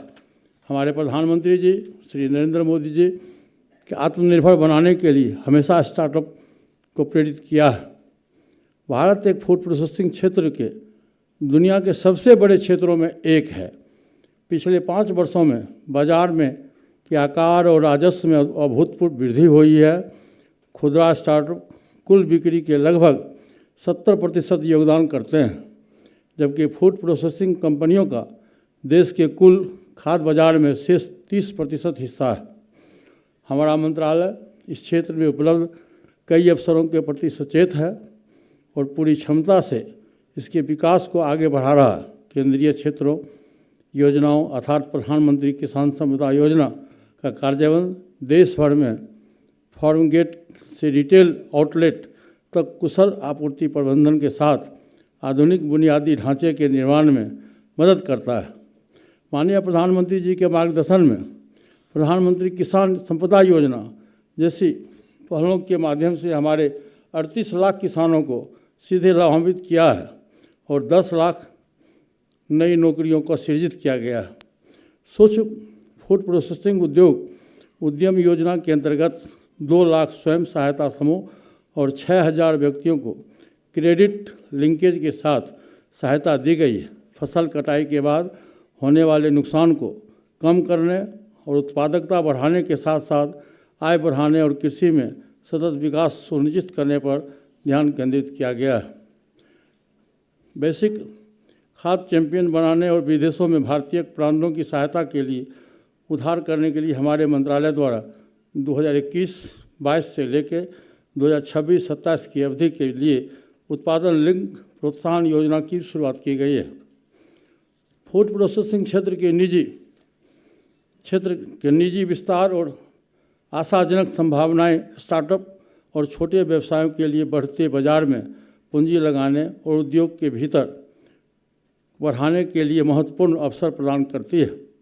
लगभग 3800 स्टार्टअप फूड प्रोसेसिंग क्षेत्र में काम कर रहे हैं। महाराष्ट्र, दिल्ली, कर्नाटक, तमिलनाडु और तेलंगाना इस संबंध में शीर्ष 5 राज्यों में के रूप में उभर रहा है। इसके अतिरिक्त लगभग 7800 स्टार्टअप व्यापक खाद्य और संबद्ध क्षेत्रों में सक्रिय है। साथियों, सहयोगी मंत्रालयों के स्टार्टअप के लिए अत्यधिक लाभकारी कार्यक्रम भी शुरू किए हैं। कृषि विभाग ने नवाचार और कृषि उद्यमिता विकास कार्यक्रम लॉन्च किया है और जो वित्तीय और तकनीकी सहायता के साथ साथ कृषि स्टार्टअप का समर्थन करता है। इस क्षेत्र में निपटन कुंडली द्वारा स्टार्टअप कार्यक्रम का शुरुआत किया गया है। अंत में मैं इस शुभ अवसर पर 2024 के कार्यक्रम की सफलता हेतु मैं सभी दूर दूर से आए हुए हमारे साथियों को मैं हार्दिक अभिनंदन करता हूं। जय हिंद, जय Bharat.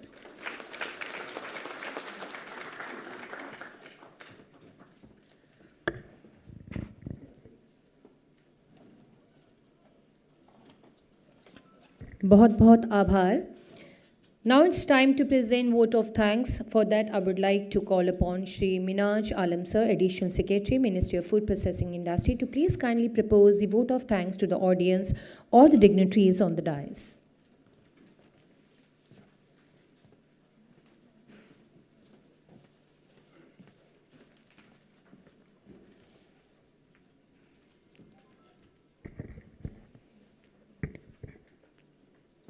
Honorable Minister for Food Processing Industries, Shri Pashupati Kumar Paras, sir. Honorable Minister of State, Food Processing Industries, Sushri Shobha Karanji.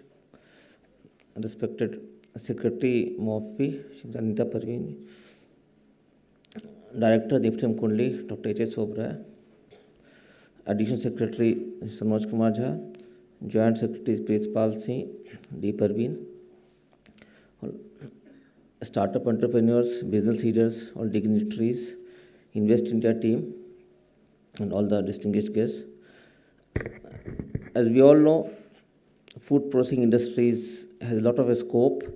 India is one of the largest producers of agricultural commodities, but the value addition and processing levels are lesser as compared to the developed countries. So there is ample scope for increasing food processing and value addition. There is ample scope for food processing startups to add value to these raw materials by developing innovative processing techniques, creating packaged and processed food products, and catering to changing consumer demands for convenient, healthy, and ready-to-eat food options. Today, we are having a startup called SUFALAM 2024. This is first of its kind initiative by Ministry of Food Processing Industries to help the startups. So we have called various startups as well as government departments, industry, banks, to all gather at one place to find ways to help the startups and also build a proper ecosystem for food processing startups. So I will directly come to my duty of proposing vote of thanks. First of all, I would like to propose, I'd like to thank Honorable Minister of Food Processing Industry, Shri Pashupati Kumar Paras sir, for taking time out of busy schedule, and as he was there in Bihar yesterday for his official program. He came back yesterday night, and he took his time out of his busy schedule. So, Dhanyavad sir, thank you sir for coming there. I would also thank Honorable MOS, Sushri Shobha Karanji. She was also there for the official program, and she came just now, and directly she is coming from the airport. So thank you, ma'am, for coming to this program and blessing us. I would like to thank Honorable Secretary MOFI, Anita Parveen Madam. She has been guiding this program, and she is the brainchild for this startup conclave, and we want to make it a regular event. So she has guided and she has advised how to conduct this program. So thank you, ma'am, for your all guidance. I would like to thank Dr. Oberoi, Director NIFTMK, because he has executed this program. This program was originally scheduled to be at NIFTM Kundli, but short notice we had to shift the program to Delhi, and he made all the arrangements for this purpose. So thank you, Dr. Oberoi, sir, for making all the arrangements and seamless execution of the program. I would like to thank all the distinguished guests who are here, all ministry officials, Invest India team, all the startup entrepreneurs who have come here for this program. I hope this 2 days program will be a very good experience for you, and it will be a good learning experience for all of us, and also there will be startups will know about various initiatives being taken by government, and also they will also develop good connect with all the concerned stakeholders. So once again, I would thank all of you for coming here, and next 2 days it will be a good time for you to have good connect with all the industry stakeholders, bankers, and also government officials. Thank you.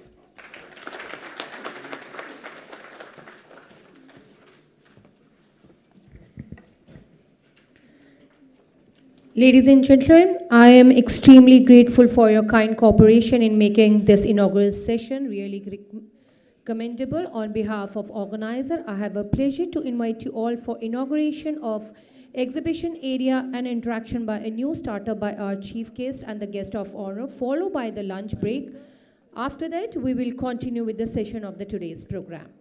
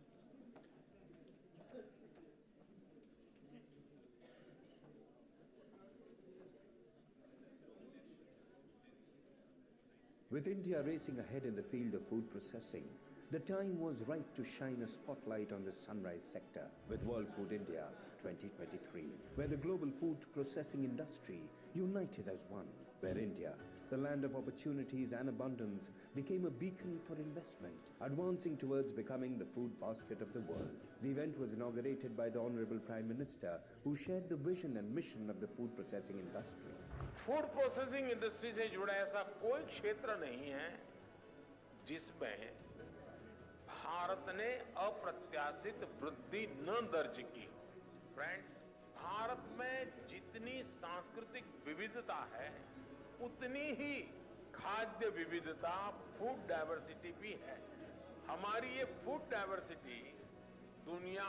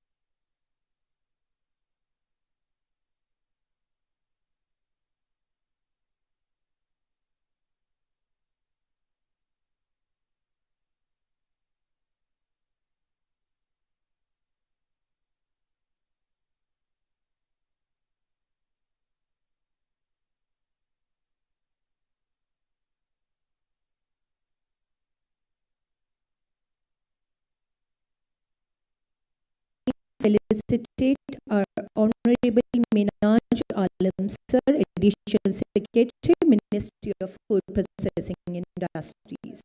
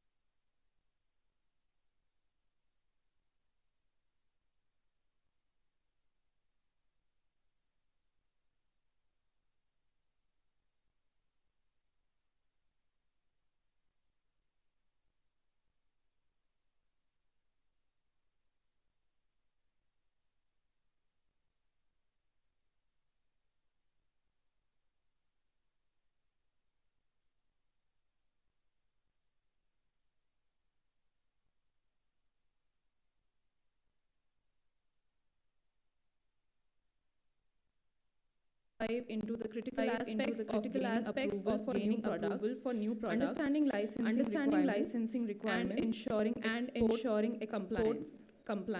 With this, I request Mr. Pramod Sivaj, Assistant Director EIC, who would be talking on export certification requirements, need for health certificates for exports, and general standards for export of food products. Sir, please.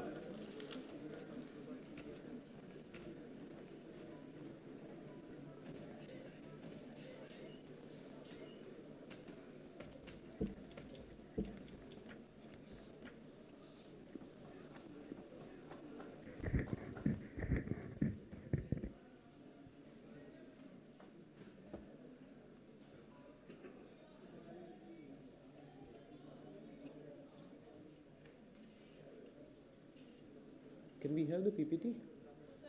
Okay, thank you. Good afternoon, ladies and gentlemen. First of all, let me thank the organizer for inviting EIC for this important event.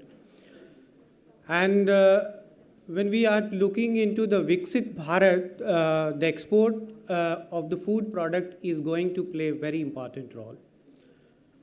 Last year we achieved a very good target of 60 billion US dollar for the food and agri products. And when we are looking into taking the big directions or achievements in the export trade, the startups are going to play a very important role, because food industry is having a lot of scope and we are not able to harvest its full potential. And when we talk about the food processing industry, the quality is going to be the key subject, because the quality cannot be replaced anytime. And when I'll be talking about the role of Export Inspection Council in export trade from India, I'll be focusing means how we are ensuring the quality and safety of the food products which are exported from India. Next slide, please. If we try to understand the national food control system in India, there are primarily two phases of the trade. One is the import or domestic production. So, can we move the slide? So, in the national food control system, there are two major players. One is Food Safety and Standards Authority of India, which is working under the Ministry of Food and Ministry of Health and Family Welfare. And another aspect of the food trade is external market, means export from India, and Export Inspection Council under the Ministry of Commerce and Industry is the nodal agency responsible for the export trade from India. And if you look back, when this EIC was established, it was established in, next slide please. The EIC was established in 1964 under the Parliament Act, Export Quality Control and Inspection Act. And you can see that at that point of time also the focus was on quality. Quality control was the major focus there at that point of time. And the objective of establishing this organization was for sound development of export trade of India through quality control and inspection. So primarily, if you see that role of EIC is a regulatory nature, and we are supposed to ensure compliance to the requirements of the importing country. Because in export, the requirements of the importing country are very important, because you have to meet those requirements. There you don't have the options. In import, you have to meet the importing country requirement, like a domestic requirement, but here the requirements vary from country to country. So if I'm exporting to Dubai, I have to meet that particular country requirement. If I am exporting to Europe, I have to meet those requirements. EIC is broadly a policy organization, so EIC is headquartered in New Delhi, and the inspection and the certification system is exercised through its field organizations. We call them export inspection agencies, EIAs. So they are the field organization of EIC, and there are 5 main EIAs which are located at Delhi, Mumbai, Chennai, Kochi and Kolkata. So these are 5 EIAs. We have 24 sub-offices under these 5 EIAs, and we have got pan-India presence. Next slide, please. In this map, you will see that we have the presence almost all over India. So we have our sub-offices to cater the export fraternity for the certification and inspection activity. Next slide, please. If you see the pillars of the export control program of EIC, these are the 4 broad pillars of EIC control program. The first and the important pillar is the regulation, because when you are doing some inspection and certification activity, the important aspect is what is the legal base for that. How you are drawing the power for that inspection and certification activity. So the regulatory power is important. So that regulation or the regulatory base for EIC activity is provided by the Export Quality Control and Inspection Act 1963. So under the provision of that Export Inspection Act, there are certain powers which have been given to the Government of India. The government has a power to notify the commodity which will be subjected to mandatory pre-shipment inspection and certification before export. So from time to time, the Government of India notifies such products or commodity, and when a product is notified under EIC Act, it means that that product cannot be exported unless until it is certified by the EIC for the quality and safety of the products. So you cannot export that product without EIC certification. So for the notified products, the different orders and notifications comes, and in those orders and notification, we specify what will be the standards applicable for those products. What will be the inspection procedures, how the certification will be issued, and in case the product is not complying with the requirements of the standards specified in those notification, we can prohibit the export of that particular products. So there are different commodities which have been notified under the EIC Act. Next slide, please. So these are some of the powers which I have already explained. Next slide, please.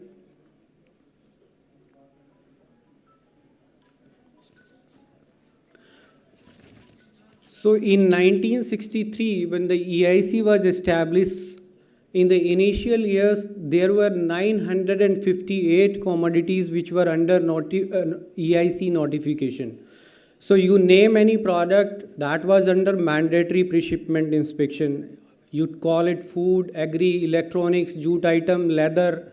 Everything was under mandatory pre-shipment inspection. But later on, when the trade was liberalized, the WTO was established, it was felt that it is not necessary to have every product under mandatory pre-shipment inspection.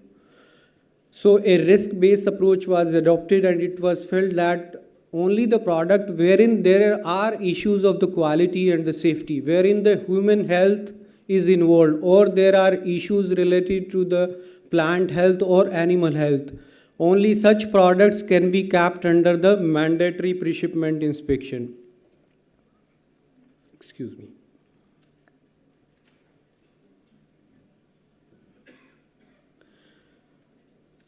So after WTO, all the products were denotified, and subsequently the products were notified based on the safety concerns or the quality concerns. So if you see currently the products under the list of the mandatory pre-shipment inspection and certification from EIC, these are broadly food and agri products only. So fish and fishery products, milk and milk products, egg and egg products, honey, poultry meat. So these are 14 products category which are currently under mandatory pre-shipment inspection. So these products cannot be exported from India unless until they accompany with a certificate from EIC. And this list keep on changing. Tomorrow, if we are facing some trade issue or if we are facing some quality or safety challenges, the government can notify that product under mandatory pre-shipment inspection from India. Next slide, please. So if you see broadly, the role of EIC is to ensure compliance to the requirements of the importing country, because we are responsible for the quality of the product exported from India. And to ensure that quality and safety, we carry out the analysis of the samples in our laboratory. So that is also one of the important pillar. We'll be talking later on about that pillar, the laboratory infrastructure, which is one of the main pillar, because our decision making for certification depend on the analysis report only. Once the compliance report is received, we issue the different compliance certificate. Somewhere it is called as health certificate, somewhere it is called official certificate. In some countries, they call it veterinary certificate. So product to product, the nomenclature of the certificate varies.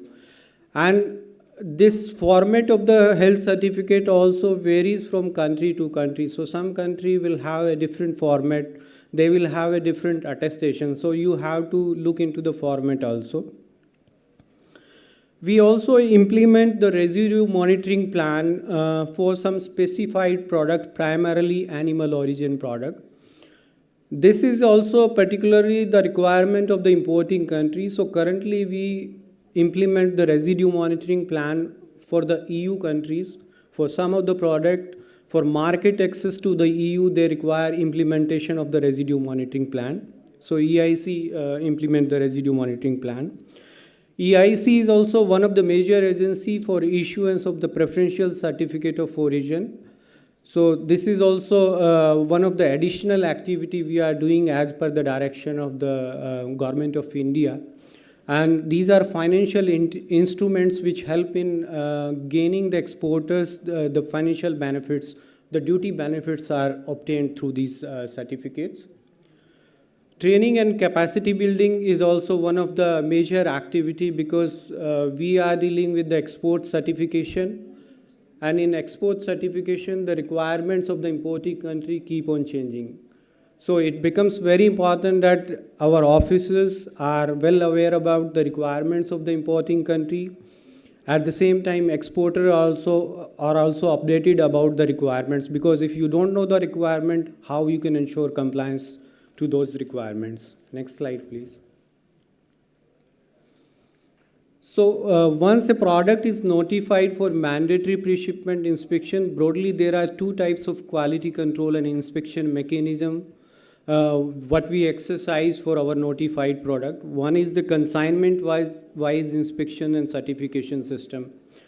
So this is like old approach wherein the end product is tested, and based on the analysis report, if the analysis report gives a compliance to the requirements of the importing country, we issue a certificate of compliance. And if the product is not meeting the requirement, we deny the certificate. So the non-compliant products are not allowed under this system.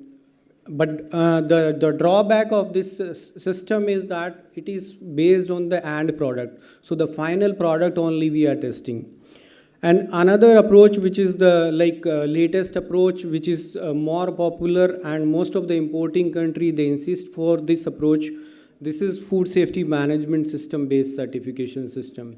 So in this certification system, we are looking into the entire system of the food establishments, from primary production to the entire processing aspects till final products is produced. So the entire chain is covered, so traceability is there, and HACCP system and the foods, other good hygienic practices, etc., they are taken care into.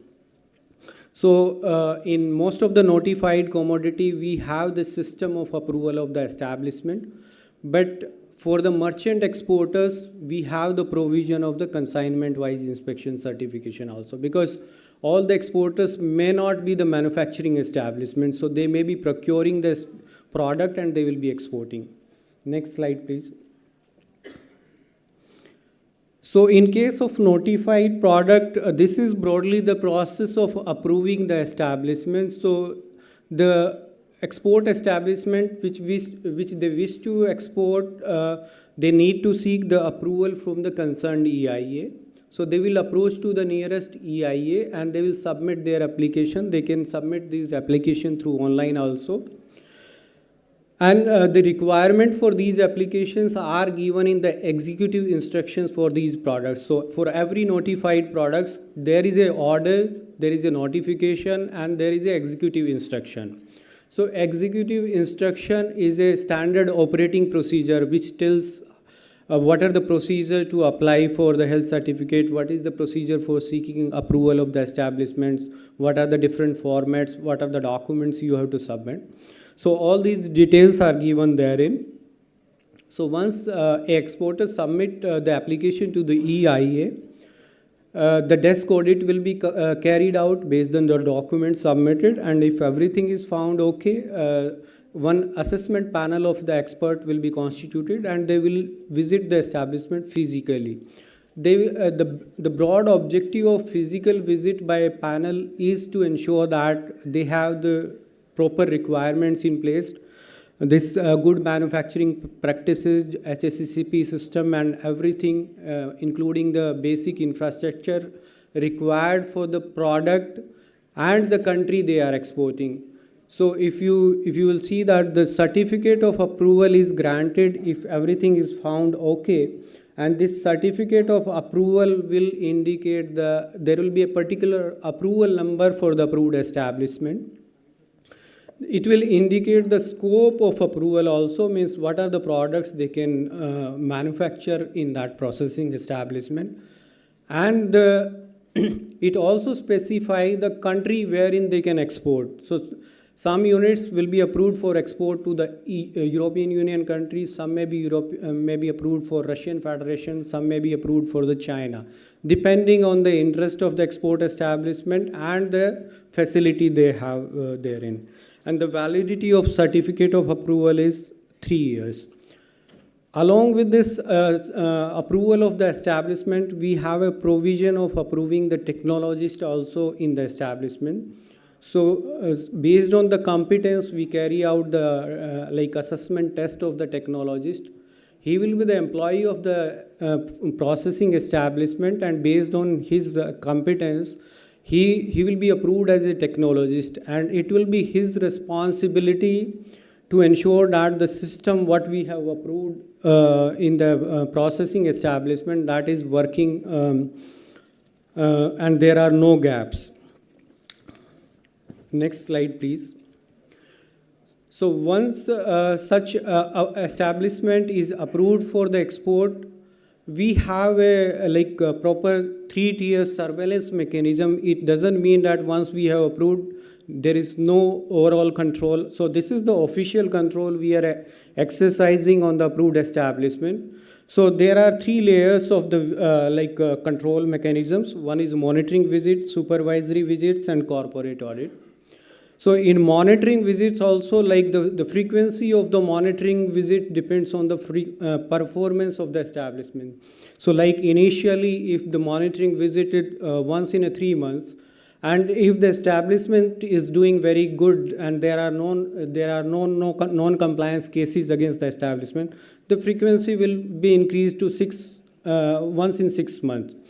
But similarly, if there is a complaint or there is a non-compliance case from the importing country, the frequency can be increased once in every month or once in 2 months. So this frequency of monitoring keep on changing. And the supervisory visit is the second layer, wherein the senior officers will visit and they will see that the supervisory visit the monitoring visits are properly done, and this is done on the random basis. And the corporate audit is carried out is on the sample basis, and it is done by the EIC headquarters. Next slide, please. The laboratory infrastructure, this is the third most important pillar because here you are taking the sample, you are analyzing the sample, and based on the analysis report, you are taking a decision whether the product is in compliance to the requirement or not. So this is most important pillar, and EIC has its own laboratory. Currently, we have 8 laboratories at different locations, and these are like world-class laboratories accredited as per ISO 17025. Beside our own laboratories, we have the private laboratories also under the integrated assessment scheme of the NABL. We have also recognized more than 60 laboratories. 4 of our laboratory, and we take proud to say that because we are EIC is the only organization which initially entered in the government sector in the proficiency testing provider. Initially, we used to depend on the foreign agencies for the PT testing, but now we have the proficiency testing facilities in 4 of our laboratories. EIA Kochi laboratory has been recognized as a national reference laboratory for GMO testing. And very recently, I should say that in the government sector, we were the first to establish the NMR facility at Mumbai. So this facility has helped India a lot to gain confidence in the India's honey export, because there were lot of concern in terms of Indian origin honey, and because of this facility we are able to gain back the trust of the trading partners. And currently the export of honey to the USA, the requirement of NMR testing is mandatory. Next slide, please. So these are some of the pictures of our laboratory infrastructure. So we have every sophisticated equipment in our laboratory, and we are able to cater the requirements of the export trade. So these laboratories are upgraded from time to time depending on the importing country requirement. Can you move next slides? 3-4 slides you can move on.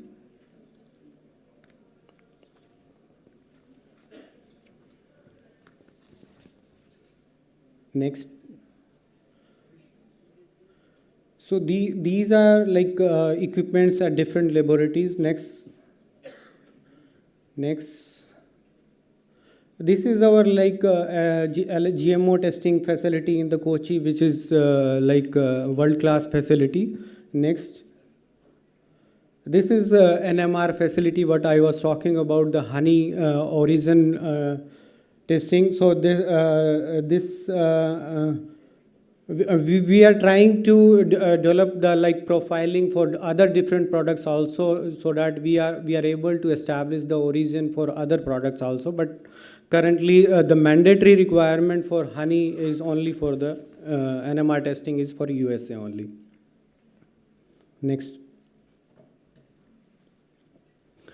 So after analysis, analysis is done in the laboratory and it is in compliance to the requirement of the importing country, we issue the health certificate also, because health certificate is purely a requirement of the importing country.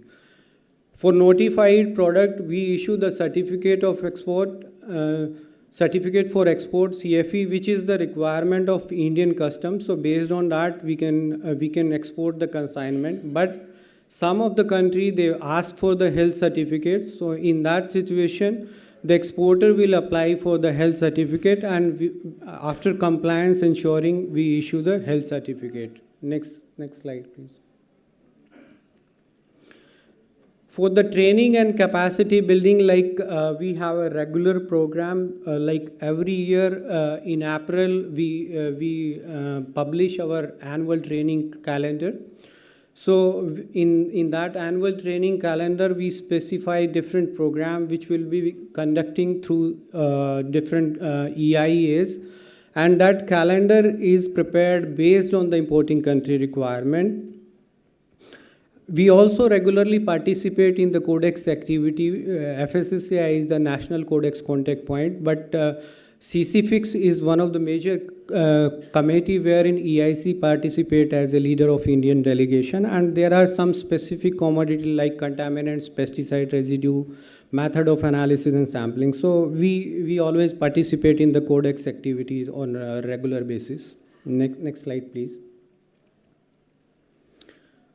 This is one of the activity we also authorized by the Ministry of Commerce and Industry, and we issue preferential certificate of origin for various free trade agreements, bilateral or multilateral agreements. And the purpose of these preferential trade agreement, this preferential certificate of origin, that based on this certificate of origin, the importer will get the duty benefits. Ultimately, the financial benefits are transferred to the Indian export. Next slide, please. And this activity for the preferential certificate of origin is completely online. There is a common digital platform which has been developed, which is an initiative of the DGFT, and the EIC was the key in developing this platform, and EIC was the first agency to onboard on this platform. Currently, all certificate of origin are issued through online system, and every certificate is issued within 24 hours. Next slide, please. So EIC is in the export certification in more, you can say that from the last 6 decades. So EIC has got credibility in the trading partners, so they recognize EIC certification. EIC issues certificate based on the templates or agreed between the trading partners, and the certificates are also issued in the different languages also, because some of the country request for the certificate in their languages. Some of the countries insist for the EIC certification. They have made provision in their regulation, and they have made it mandatory that if any product is to come from India, it need to accompany with the EIC certification. So that indicate the credibility of the EIC certification. And during the COVID-19, we have like we try to accommodate our procedure depending to facilitate the exporters, and we worked day and night, and because of that in the economic survey it was like praised that EIC helped the trade and industry in facilitating the trade. Next slide, please. Next. So there are some obvious benefit of the export control system, although sometimes we may feel that why we are putting an export control certification system, means let the product goes on. But if you see that the cost of the compliance is always very low in comparison to the cost of non-compliance. So if you see that if we are able to ensure that the only compliance product are going, it will minimize the impediments for the trade. Because if a non-compliant product is going, it brings bad image to the country also. Because a consignment may get rejected for exporter, but it will put a bad name to the entire country. And there are possibilities that the country may put ban on the products from India. And as I already mentioned that the financially it is the more effective approach. It build up the image of the country, and based on the strong control system, we can always negotiate the recognition agreements also. So currently, if you see that the European Union, they recognize the EIC certification system, and they have recognized EIC as a competent authority. So they honor our certificates, and these are some of the benefits of the export control system. But in case of food and agri products, the export certification is a very challenging task because the requirements keep on changing. Next slide, please. So I am trying to highlight some of the challenges which we are currently facing in the export certification.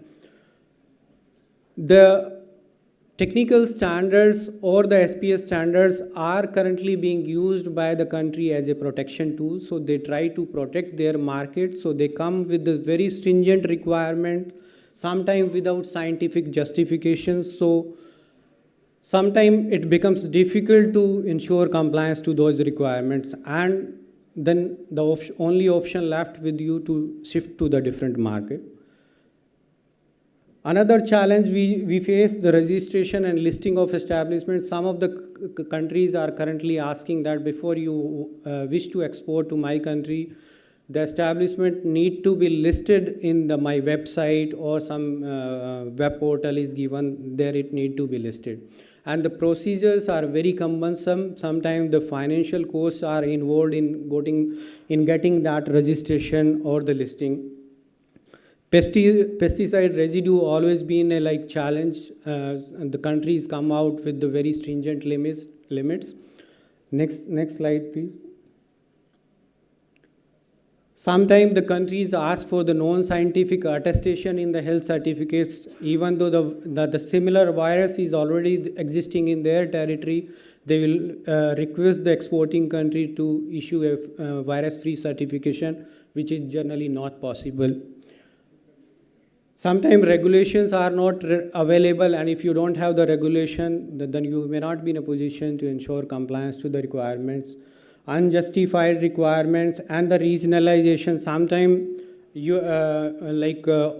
OI has recognized you some free country for a particular disease, but the countries say that we will not recognize this. You have to go for our separate assessment, and that will be a cost.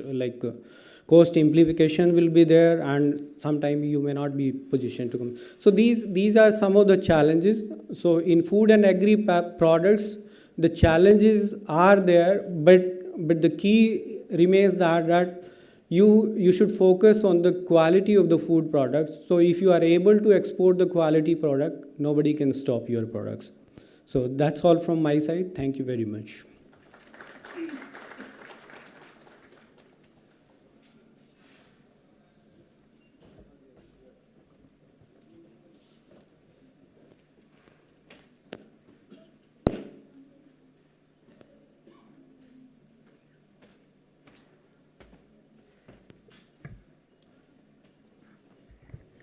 Thank you so much, sir, for your insights on export requirements. I'm sure it's really helpful to all the startups here. Now I would request Mr. Akhilesh Gupta, Assistant Director, FSSAI, to please share his insights on processes for new product approvals, regulations on licensing and registration of food businesses, and regulatory compliance and imports.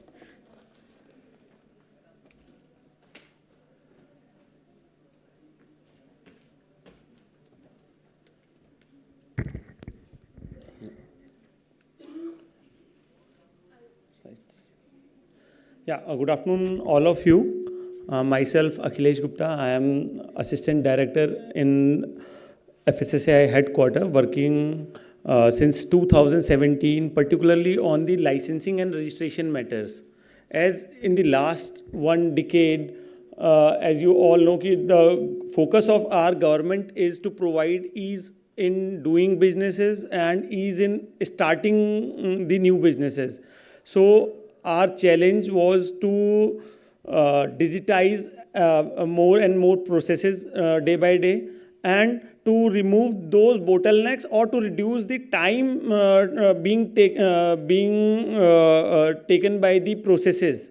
So I'll let you through in the next 15 to 20 minutes what we have done in the sphere of FSSAI licensing. What are those eases which we have provided to businesses while in starting their businesses or continuing their businesses, and I'll let you through the part where we have codified all the already framed standards, so that the licensing becomes easier for the new businesses to identify which all products have now been standardized and which products have to go through the product approval or proprietary food. So as much as I can, I'll cover in next 20 minutes. I hope it will benefit to all of you who are looking to open a new food business in the coming time. So the food businesses in our country are being regulated through FSS Act, Food Safety and Standard Act 2006, which was enacted through the first of the regulation was licensing and registration regulation 2011, through which food businesses are being licensed.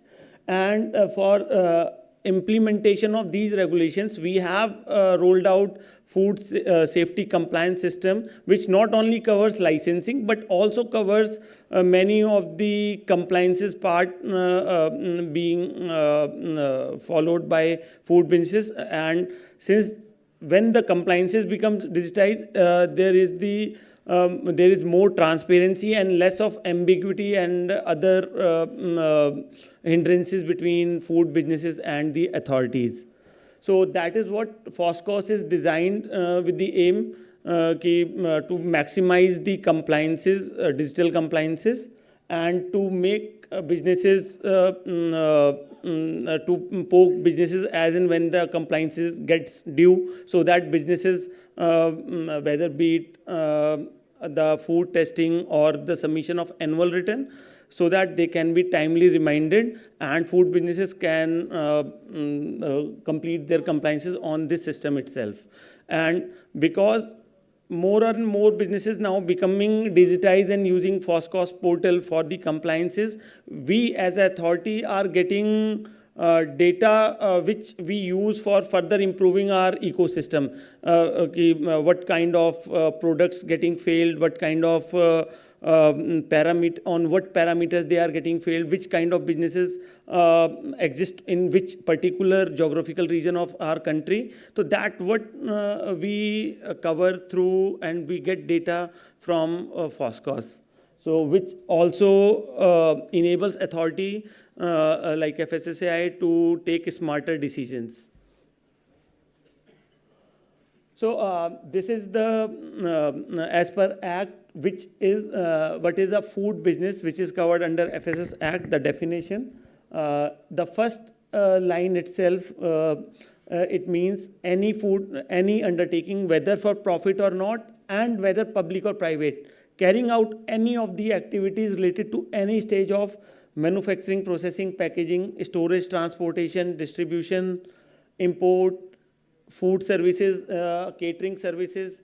That means businesses who is providing freshly prepared foods, and including sale of food or food ingredients. Sale of food also includes sale through digital platforms like e-commerce.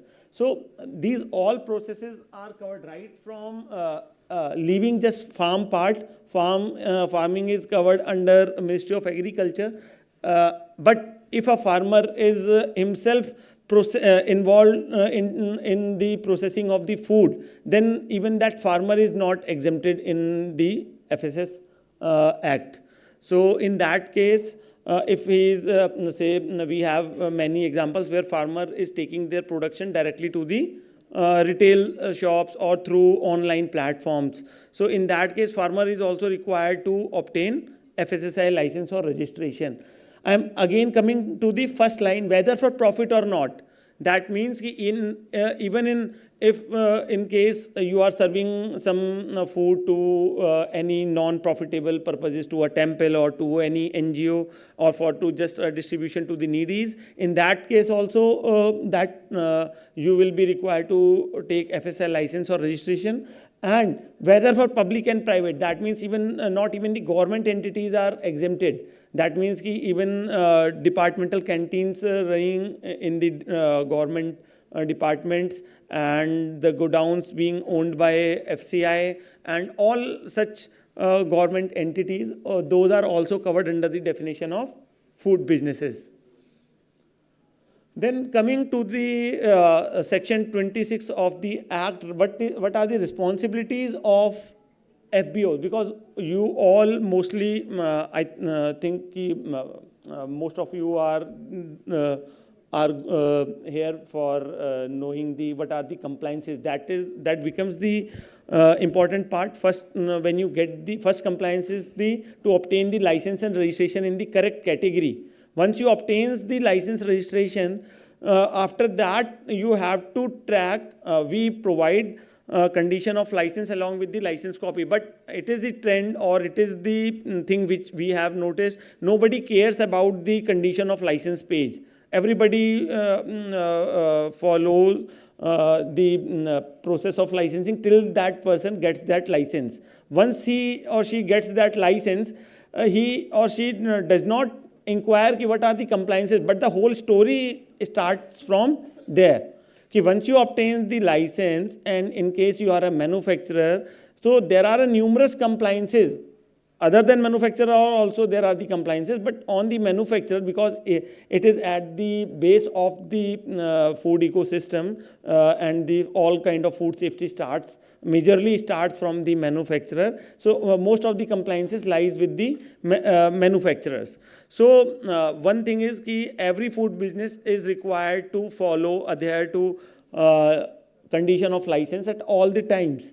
So these are the few things which categorically written in the Act, which are very, very logical and basic. No FBO is food business operator, shall manufacture, store, sell, distribute any food which is unsafe, misbranded, substandard or contains extraneous matter. That means if you know that product has some deficiency or some non-compliant thing, whether it is unsafe, you might not be aware of unsafe without testing. But if it comes into your notice that product has now been declared as unsafe, so you immediately require to remove that product from your shelf or discard that product to some different storage location from where you will discard that product in the suitable manner. Then anything which is misbranded, substandard or contains extraneous matters, or anything which is prohibited by the government, that should not be there in your storage area.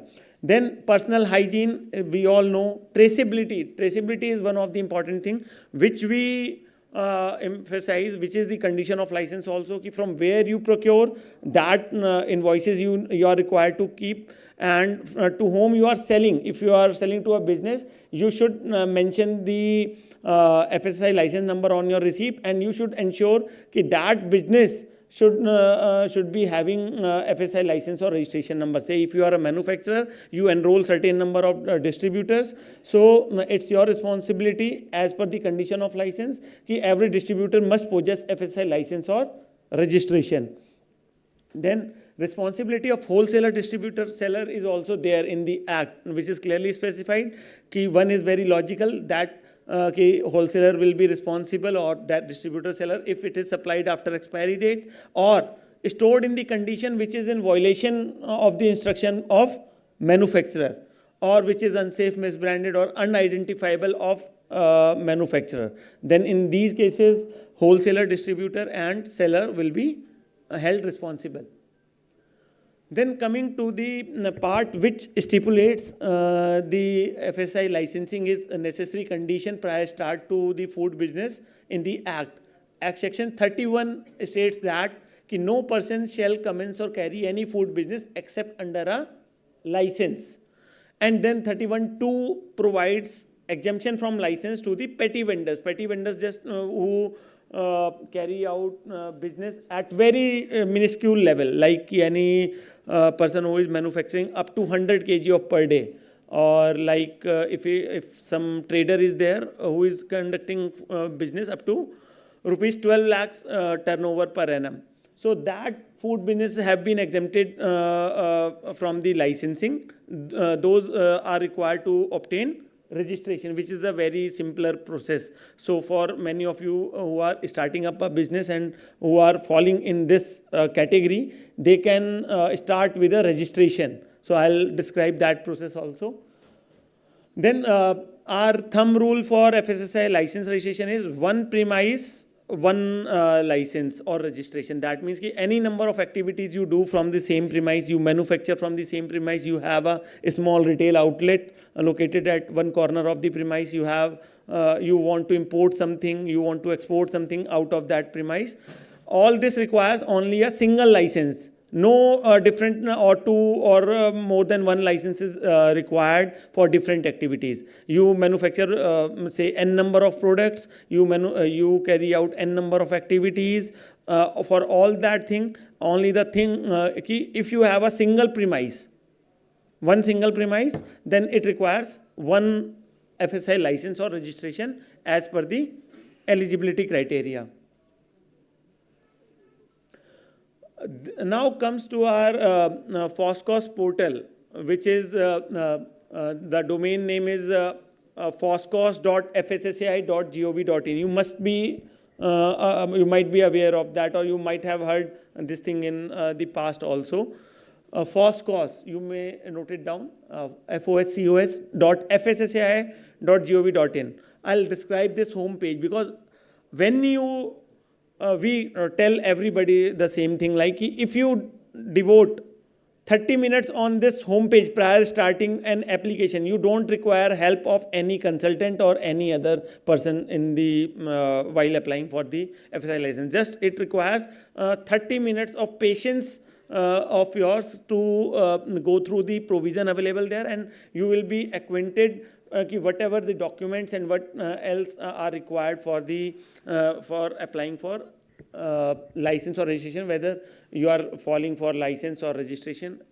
So all such things. So on the home page of FOSCOS, you will find two such windows. I'll at the end of the presentation, if I'll get the laptop, I'll go through, I'll let you through that home page provisions also. So I'll just describing you. You can after this today's session, you may explore the provisions also. Under the standardized food products, whenever you write like oil, so you will get complete list of those oils for which FSSAI has made the standards, for which the standards along with the rule position number. So that means ki indexing and the codex categories that what we call horizontal and vertical standards. Vertical standards के लिए rule position that you will get to know, and for horizontal आपको जो किस categories में apply करना है for licensing purpose, that will that also will be displayed. When any commodity, whether you write atta, whether you write rice, whether you write sugar, whether you write any fruits, so whichever the searches from the database, the system will let you through all the products, products matching with the string you have entered. Second is the eligibility of your food business. Whenever you type like manufacturer, it will display that the eligibility criteria for manufacturer is कि for registration it is 100 kilogram per day, for state license it is 2 metric ton per day, and beyond that it is central, and it will display the fees also. For registration it is only rupees 100 per year, and for state license it is 2000 per annum, and for central it is 7500 per annum. So eligibility you will get to know. After that, when you scroll it down, right now this is only a screenshot. When you scroll it down, you will be able to find out the documents required. So there, when you select the manufacturer, it will show you the complete list of 10 documents along with the sample documents which we have placed in the public domain in the last year. Ki along with every mandatory document, you will be getting a list ki how a document should look like before submission. So that means, I'll give you an example, like ki one of the mandatory document is blueprint layout plan to be submitted by manufacturer. Why it is required? Because in every cases we do not inspect. We only inspect prior grant to license in the high risk categories like milk, meat, fish, and there are slaughterhouses or fortified rice kernels. Only in certain categories we inspect prior to grant of license. In remaining cases we do not inspect. So that also means that you should be very thorough while submitting your documents, because licensing authority wants to get confidence in you itself, because he is not seeing you. वो आपसे मिला भी नहीं है, वो आपको देखता भी नहीं, जानता भी नहीं कि आपने कितना बड़ा यूनिट लगाया. तो all of thing वो आपके documentation से he wants to know कि what kind of unit you are starting up. So that confidence should reflect in your documentation. तो वो डॉक्यूमेंटेशन का जो सैम्पल डॉक्यूमेंट्स है we have placed in the document part. When you scroll it down that documents required window is there, and when you click and when you select manufacturer or food restaurant or any kind of thing, so similar whatever the required documents are there, उनका sample documents आपको वहाँ पर view करने के लिए मिलेगा. तो that is the thing which we have placed in the public domain to reduce the dependency. This is the current status of the number of licenses which we have granted. So right now approximately 11 lakhs are the licensed food business in our country, and 46 lakhs are the registered vendors who are conducting business at minuscule level. Under central category there are high risk kind of products like who do a larger volume of production, or else beyond standardized there exist two more categories. One is proprietary and one is product approval. So I'll just take a minute to explain the difference between these three. Standardized means ki whatever standard has been gazette notified. So that is the standardized product for which licensing authority will not ask you to submit any other documentation in respect of product. Whatever you choose from the drop down, that means ki you will be following only that product standard with whatever written in the gazette notified regulation. You will not be allowed to differ from that thing. You have to play within the allowed range. Now when you go and venture out some new product using the ingredients which are listed in the product regulation somewhere, so in that case that product is known as proprietary food. Means whose standard is not straight away present in the book, but as a base ingredient you have taken one thing. But like I'll give you an example of multigrain atta. First initially it was not standardized. So what people did in that time कि आटा एक जो wheat flour है वो आपका base ingredient हो गया. तो wheat flour category में you will be applying that product, and along with that you are required to only add those ingredients which are written somewhere in the product specification regulation, which is 800-900 page regulation. You might have seen that regulation. So along in the proprietary food, while you apply for license, you are required to submit a product specification document in which you have to clearly specify what ingredients you are using and where it is written in the book, so that it goes to our central licensing authorities, and that person can also refer your ingredients. Yes, he has picked that ingredient from that particular part. So that in that way licensing happens. For the new products or what we say non-specified products which do not have standards written in our book and neither the ingredients specified in our product specification regulation, in that case you have to that is what we call product approval system.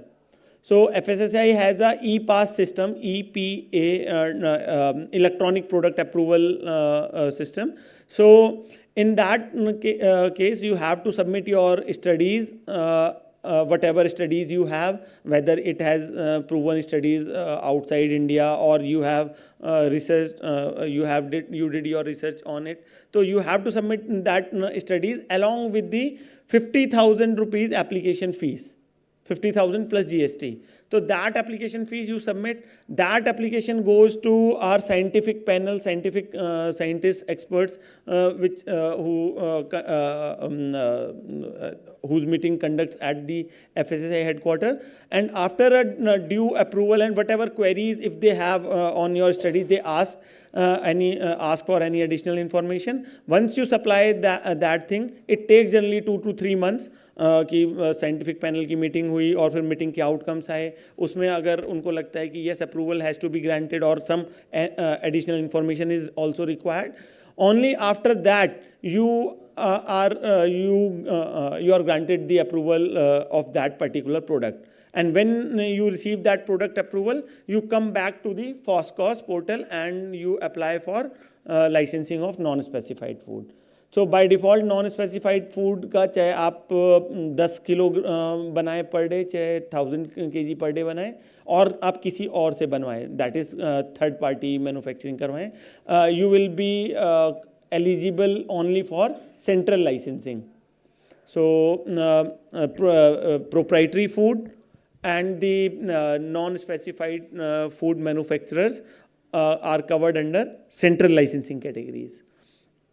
This is the broad density of the licensed manufacturers. Okay, most of our licensed manufacturers lie in Tamil Nadu, Maharashtra, UP, and Gujarat and Rajasthan. So approximately 171 are these, and 25,000 are central licensed. So approximately 2 lakh manufacturers, mostly the major density is in these 4-5 states is there.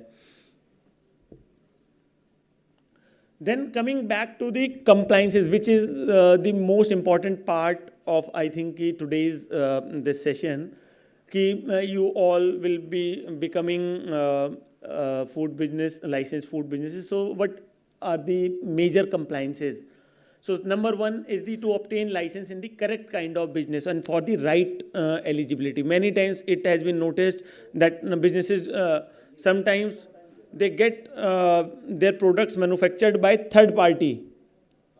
And when you get your products manufactured through third party and you are placing your brand on the product label, so that means you are the brand owner, or which in terms of FSSAI, we call them as relabeler. So in that case, a relabeler is accounted as equal to, in the terms of responsibility, equal to manufacturer. A relabeler is a deemed manufacturer. So a relabeler cannot escape by obtaining a license as a distributor or wholesaler. He is just procuring finished products from a manufacturer and selling, so he cannot call himself as a just a mere distributor or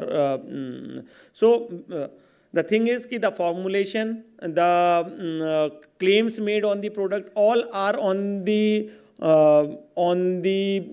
order of relabeler, because any manufacturer cannot write himself any claim or declare any claim on the product or any particular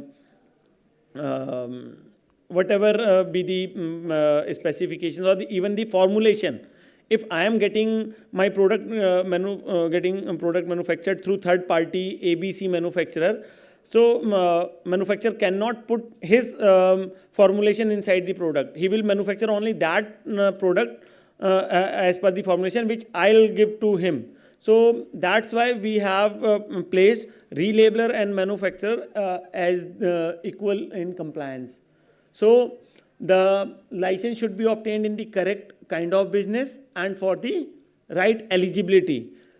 Then timely renewal of license registration should be done. The renewal window gets opened 180 days prior to expiry. We have removed that late fee for the license prior to expiry, which existed since the last decade. Now the heavy penalty is there once you forget to renew your license by the expiry date. After the expiry date, it becomes 3 times the annual fee. Penalty equals to 3 times the annual fee if you forget to renew the license in time.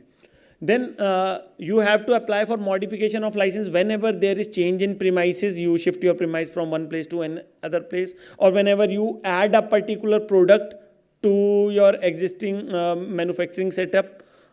Say you got an order of some additional product, you started manufacturing without modification of your FSSAI license. That is also a punishable offense, and this will also qualifies you as a conducting business without having a valid license. In this, yes, punishment has been now removed. If any food business is found conducting food business without having valid license, now the penalty goes up to 10 lakhs. So that you should be well aware of. In the case of modification, what we have done, the two things in the renewal, also in the modification, what we have done in the last 1 year, 2023. If you are already a manufacturer, licensed manufacturer, and you got an order for any commodity which is non-high risk in nature. Say you got order, you are a bakery unit and you don't have any bread type thing already added in your license. So immediately by instant modification, you can go to the system and pay 1,000 rupees fees, and you can get your instant modified license without any approval of authority. So that we have done with the addition of commodities which are not of high risk in nature. High risk are, we have defined high risk like milk, meat, fish, and nutraceuticals, and if you keep these commodities aside, then all the other things, if you are already possessing a general manufacturing license, you can come to the portal, pay 1,000 rupees fees, modification fees, and get your license modified instantly. That the ease which we got from the field key, that saves quite a time of the food businesses. Same in the renewal. If you come to the window FOSCOS, you just have to declare your self-compliances, and after declaring the compliances, compliances are like the inspection checklist. Inspection checklist thrown up to you. You just declare whether you are doing or not complying. It's up to you. You have to declare to the correct knowledge which is available with you. When you declare that, after paying the fees, license gets instantly renewed. So you don't have to bother for any authority or for the inspection at the renewal time. That all things have been done away with. Then coming to the submission of annual return, that is the thing which is the useful tool for the authorities.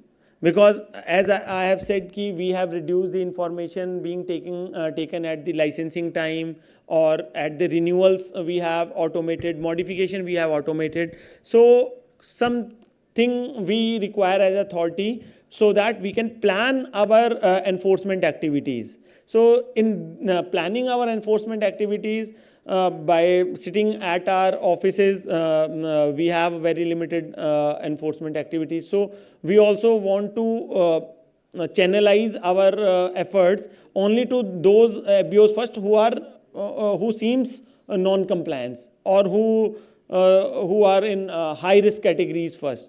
So for those things, the submission of annual returns gets important. If you submit annual returns timely, if you provide correct information in the annual return, authority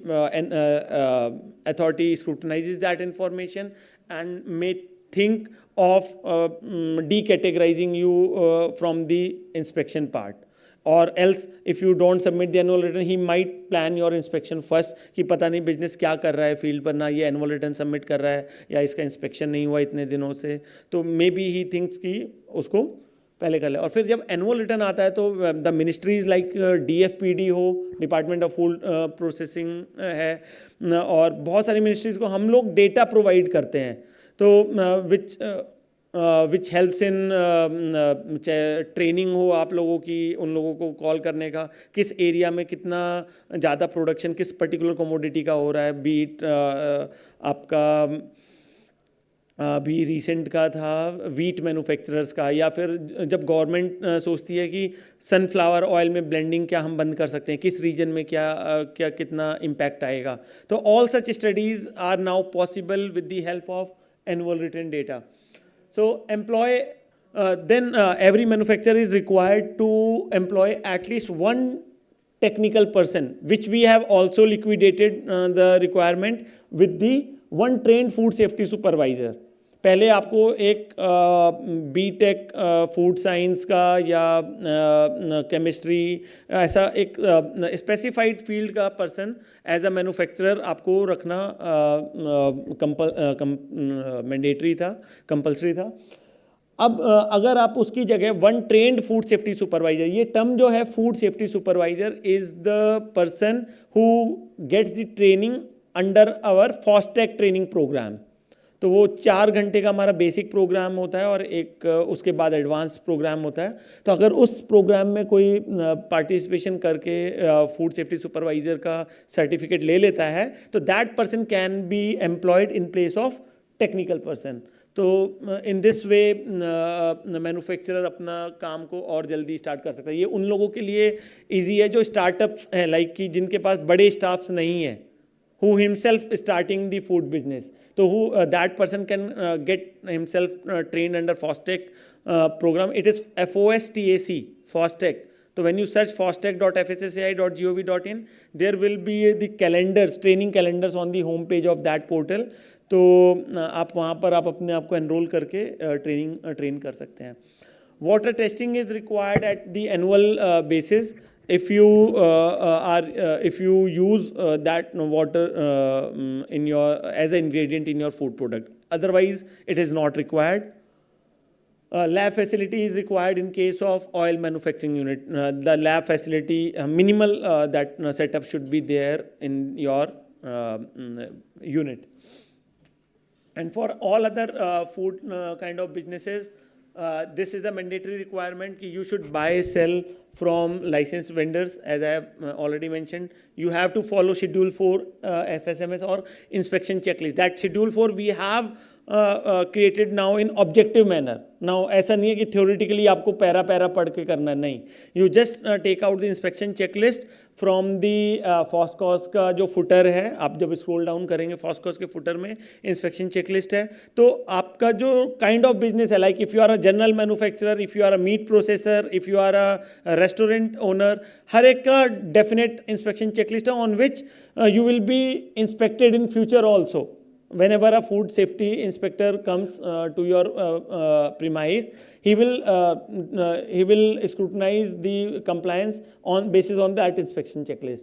So you can make yourself self-acquainted through that checklist, and you can be ready in advance through that checklist.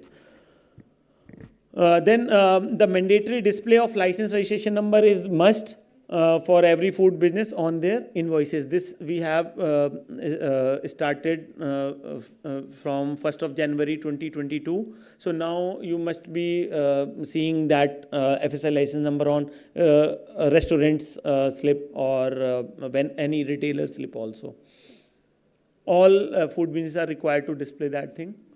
This I have discussed many things. In this, one thing we have done for the startups specifically, we have reduced the application fees to the 1,000 only. Earlier it was 7,500 for central licensing. That means you apply for central license. For some reason, licensing authority thinks कि नहीं आपको licence नहीं देना है, आपके गलत है, आपके 2-3 बार आपसे क्वेश्चन पूछ लिया, आप उसको दे नहीं पा रहे हैं आंसर, उसने आपका रिजेक्ट कर दिया. So that complete fee was getting forfeited since the last 1 decade. And if you, in case you have applied for 4-5 years, then that complete fee of 37,500 was getting forfeited. So that thing we have reduced now. Now the initial application fees is 1,000. That means you can come to our portal now at the cost of ₹1,000. You can check your eligibility for that new kind of product for which there is always the scope of uncertainty कि वो मिलेगा नहीं मिलेगा, उसके लिए licence proprietary में ले रहा हूँ मैं, इंग्रेडिएंट्स का प्लस माइनस करके थोड़ा सा रख रहे हैं. तो once the license gets eligible for grant, only then the system asks you for submission of remaining fees. So that thing is, and in that case you have to submit the fee, and that license gets instantly generated. It doesn't go again to the licensing authority. And the last thing is for the women and transgender entrepreneurs, we have created a separate queue in our system. The system identifies based on the PAN. You declare the PAN along with the application. PAN, it gets automatically, it checks that gender, whether you are a male, female or transgender. In case the female and transgender entrepreneurs, we create a separate queue, and in which licensing, we have we have issued order to our licensing authorities to place those applications on the priority for processing. Now comes to the last part, which comes after the licensing. Once you obtain the FSSAI license or registration, now you want to venture out in the organic part or the fortified food or vegan. So you can apply for any of these endorsement on the license, but the primary thing is you must be having a valid FSSAI license. Some expiry some validity must be there. And second thing to be noted is no separate fee we are taking for these endorsements. For organic endorsements, you have to submit us a NPOP or PGS India certificate to claim your product as organic. We are not the primary body for recognizing you as an organic manufacturer. In case of organic, we are the secondary. First comes the NPOP and PGS India. Those two government bodies we have recognized. Once you obtain their certificate, you come with that certificate and apply in our portal. Our licensing authority just sees that it is a valid certificate and grants you the approval for organic. After that, you will be allowed to place that Organic India logo, that Jaivik Bharat logo you can be allowed to place on the product label. Then the fortified endorsement. In that, earlier we have 5 staples only for fortification, that is wheat, rice, oil, milk and salt. And now we have allowed 76 more products. Majorly are the breakfast cereals. So many of those can be now fortified as per the regulation. When you fortify, you just get your product tested through notified lab, and you have to upload that product testing report for the fortified endorsement. Again, if it is in the range, our licensing authority grants you that approval based on that lab testing report. So that logo, plus F logo, you will be, in that case, you can place that plus F logo on the product label. And then comes the vegan endorsement. Vegan is again the same thing. If you claim your product as the vegan, you have to apply for vegan approval to the Science and Standard Division of FSSAI. We have the SOP there in the FOSCOS also. You first need to apply. Right now there is not online procedure available with Science and Standard Division. You have to apply what is there in the SOP through our email and with the demand draft or the electronic payment. Then once you get that approval from Science and Standard Division of FSSAI, rest you have to come back to the FOSCOS portal and upload that approval which you have got from Science and Standard Division. And once that process is completed, you can be able to place that vegan logo on your product. These are some of the assistance which is already available in the field. One is we have the approximately 900 food safety mitra available in the field. आपको इनकी list फॉस्कॉस के home page पे know your officer के under ही मिलेगा. तो आपको लगता है कि अभी भी आपको कुछ हेजिटेशन है अपनी एप्लीकेशन को लेकर, तो आप इनकी हेल्प ले सकते हैं. इनका रेट भी हम लोगों ने फिक्स किया हुआ है. रेट भी लाइसेंस के लिए 500 लेते हैं for filing licensing application, and registration के लिए 100 रुपीज़ लेते हैं ये असिस्टेंस के लिए. Then we have comprehensive FAQs also available on the FOSCOS homepage, जहाँ मैं documents बता रहा हूँ आपको FOSCOS में homepage पे. तो once you go through that FAQs, आपको काफ़ी जो चीज़ें मैंने अभी बताई यहाँ पर, बहुत सारी चीज़ें उसमें FAQs में कवर होती हैं और बहुत डेप्थ में भी कवर होता है. तो अप्रॉक्सीमेटली 150 FAQs लाइसेंसिंग के ऊपर है, जो आपके छोटे छोटे डाउट्स हैं जो अभी आगे भी आपको पास ऑन करना है. तो you can share that 16-17 page document FAQs का. वो हम लोग हर 1 महीने 2 महीने में उसको जैसे एडिशन होता है हम उसको अपडेट करते हैं. And many user manuals, video tutorials are available on the home page. Standardized products मैंने बताया आपको. एक हमारा ऐप है फूड सेफ्टी कनेक्ट, आप उसको भी डाउनलोड करिए। वो आपके बहुत क्विक लिंक्स हैं उसमें अवेलेबल, यही जितनी भी चीज़ें आपको ऑन द मूव चाहिए होता है कि एफएसआई का लेटेस्ट ऑर्डर्स क्या निकले हैं या आपके गाइडेंस डॉक्यूमेंट्स क्या अवेलेबल हैं, वो आपके वन क्लिक पर आपको उस ऐप में अवेलेबल हैं। एंड इनफैक्ट अगर जो आप लोगों में से छोटे लेवल से ही स्टार्ट करना चाहते हैं, रजिस्ट्रेशन प्रोसेस भी उस ऐप में बहुत सिंपलर तरीके से एंडोर्स है, मतलब उसके लिए फॉस्कॉस सिस्टम पर आने की ज़रूरत नहीं पड़ेगी आपको, ऐप के थ्रू ही आप रजिस्ट्रेशन अप्लाई कर सकते हैं। That's all from my side and I invite questions from you, क्योंकि मुझे लगता है कि लाइसेंसिंग से ही सबसे ज़्यादा क्वेश्चंस होते हैं, तो ठीक, अच्छा sure, thank you.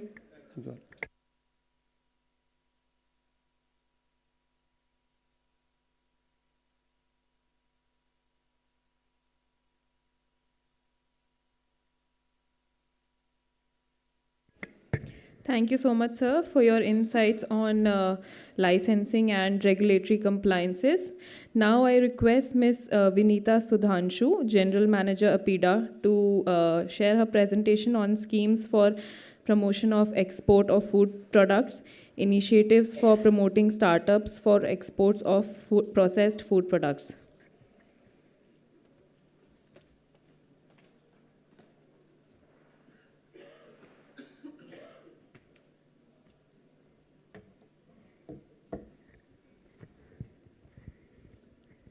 Very good afternoon to all the participants and my colleagues at the dais and all senior officials from Ministry of Food Processing, NIFTEM and other stakeholders. Because we are here to the guide the startups how they can go forward with their business and all. So we thought why not to connect them with the exports as well. So let me just tell you about the organization which I am representing here. It's APIDA, it's Agricultural and Processed Food Products Export Development Authority under Ministry of Commerce, Government of India, with a mandate for promotion of agri-exports from the country. If I'm saying that agri-exports from the country, in our basket we have more than 700 plus products under different categories, which I'll just share with you in my presentation. Let me just take you to the journey of the exports. When we see that the trade statistics of 2022, India's share in global agri-export trade is 2.4% and 1.90% in agriculture imports. And India's agri-exports contributed nearly 14%, which is approximately US $53.2 billion of its total merchandise exports during the year 2022-23. India has emerged as a significant agri-exporter in several crops, like we have potential in production, and we are claiming that we are the leading exporters in the sector of rice, spices, cotton, oil meals, castor oil, coffee, cashew tea, fresh vegetables, and sugar. India ranks 8th in terms of agri-exports, while considering EU, the 27 country, as one country. And let me just give you the brief about my organization, APIDA. It's set up in 1986 under the Ministry of Commerce and Industry for Development and Promotion of Export of Scheduled Products under its Act of Parliament in 1986 as well, which is PFPEDA, which was a council earlier. And we have a headquarter in Delhi, and we have 16 regional offices to cater to different across the country to cater all states. Even we have included some regions as well. So we have products, like I have told you, that we have more than 700 products. We have 719 products in our basket. And when we start the journey in 86, our export was $0.6 US billion. And today now we have reached to 27.52 US billion. And we are exporting nearly more than 200 countries across the globe. And that I have told you that we established under Act of Parliament, headquarter I have mentioned. These are the different regional offices we have. If we say northern region, Varanasi, Bhopal, Ladakh, Jammu, Srinagar, Chandigarh. In eastern region, we are in Calcutta, Guwahati, Tripura. In western side, in Mumbai, Ahmedabad. Southern region, we are catering through Bangalore, Chennai, Hyderabad, Kochi, and Visakhapatnam. When we say that we have 719 products in our basket, which at the 8-digit HS code level, and we have 17 product categories, 16 in Schedule 1, and 1 product that is basmati rice, which is a special product under Schedule 2. Because we have 2 different schedules. One is journal and one is special products. Any products which has been identified as a special products, these products falls under Schedule 2. So we have major categories are fresh fruits and vegetables, meat and meat products, poultry and poultry products, dairy products, confectionery, biscuits, bakery, honey, jaggery and sugar, chocolates of all kinds, alcoholic and non-alcoholic beverages, cereals and cereal products, groundnuts, peanuts and walnuts, pickles, papas, chutneys, guar gum, floriculture and floriculture products, and seeds as well, herbal and medicine plants, de-oil rice bran, green pepper and brine, cashew nuts. These are the 3 products which has recently been added in the APIDA schedule products. Now, when we say that, the total export, India has exported 53.1 billion in the period 2022-23, in which APIDA contributed 51%, that is more than 50% share is APIDA schedule product, which you can just have a look, that because we have a very vast basket and each, the authorities or councils, they concentrate on one product, but we have a different flavors, different varieties of products in our basket. And when we say that the total share of major products in APIDA baskets is cereals, which contributes basmati, non-basmati rice, wheat, maize, millets, and other coarse grains. And then number 2 is other processed food, is guar gum, groundnuts, jam and jellies, alcoholic beverages. This falls under this category. Animal products is, of course, buffalo meat, poultry, dairy, honey, milk, dairy products, and then fruits and vegetables, and processed fruits and vegetables is pickle, chutney, papas, and mango pulp, gherkins, and all falls under this category. And the cashew with 1%, cashew 1%, and floriculture and seeds is 1%. So these are the major categories which take us to the journey of the export to the international market. So this is the graph which we have just shown the the growth, the ups and downs in our journey, and reaching to 26.7 billion in 2023. So as in India embarks the journey of becoming one of the leading trading country in the world, with the share in global trades cross 10%, and to achieve export of GDP ratio of 25% by 2047. It is imperative that agriculture, being the most pivotal sector of our economy, will play a significant role in this sector. So here I will say, of course, we have number of the exporters registered with APIDA, but with the intervention, with the motivation through Government of India, startups are now playing a very, very crucial role in taking these figures further in the international market. And APIDA has taken a number of initiatives for promoting exports, promoting these startups, FPOs, FPCs, and the farmer community, the cooperatives as well. Agriculture products accounts for close 11% of the total export value from India, and sector employs up to 45% of the India's population. जब हम बात करते हैं कि जब इतनी बड़ी industry को लोग चला रहे हैं, हमारे एक्सपोर्टर्स इसमें कर रहे हैं, तो of course the employment generation is very good through this agri sector. And APIDA scheduled product counts for more than half of the total agri exports, which I have mentioned you, 51% is the total share of APIDA's scheduled product in the total agri exports from the country. And of course, the different products range plays their own role in taking these figures further. So now I'll just come to you before telling the roles and functions of APIDA. Let me just tell you the vision of the organization is to make India as a consistent supplier of a quality produce in the international market. When I say consistent supplier of quality, it covers that we should have a proper the production with us, and then we will talk about the market, the international market. Production नहीं होगा तो market search करके भी कोई फ़ायदा नहीं है. Then we will not be able to talk about exports or in the international market.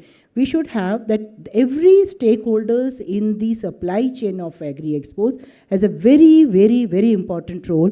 Like if I'm talking about production, so the role of Ministry of Agriculture, the role of state government plays a very important and crucial role in having the quality produce. Then only we'll be able to have the sufficient quantity and the quality. Because when we say that, if you don't have the quantity, or if you have the quantity but you don't meet the quality, so it doesn't make any, and it will not result to anywhere, and we will not be able to achieve the targets which has been set up by our organization.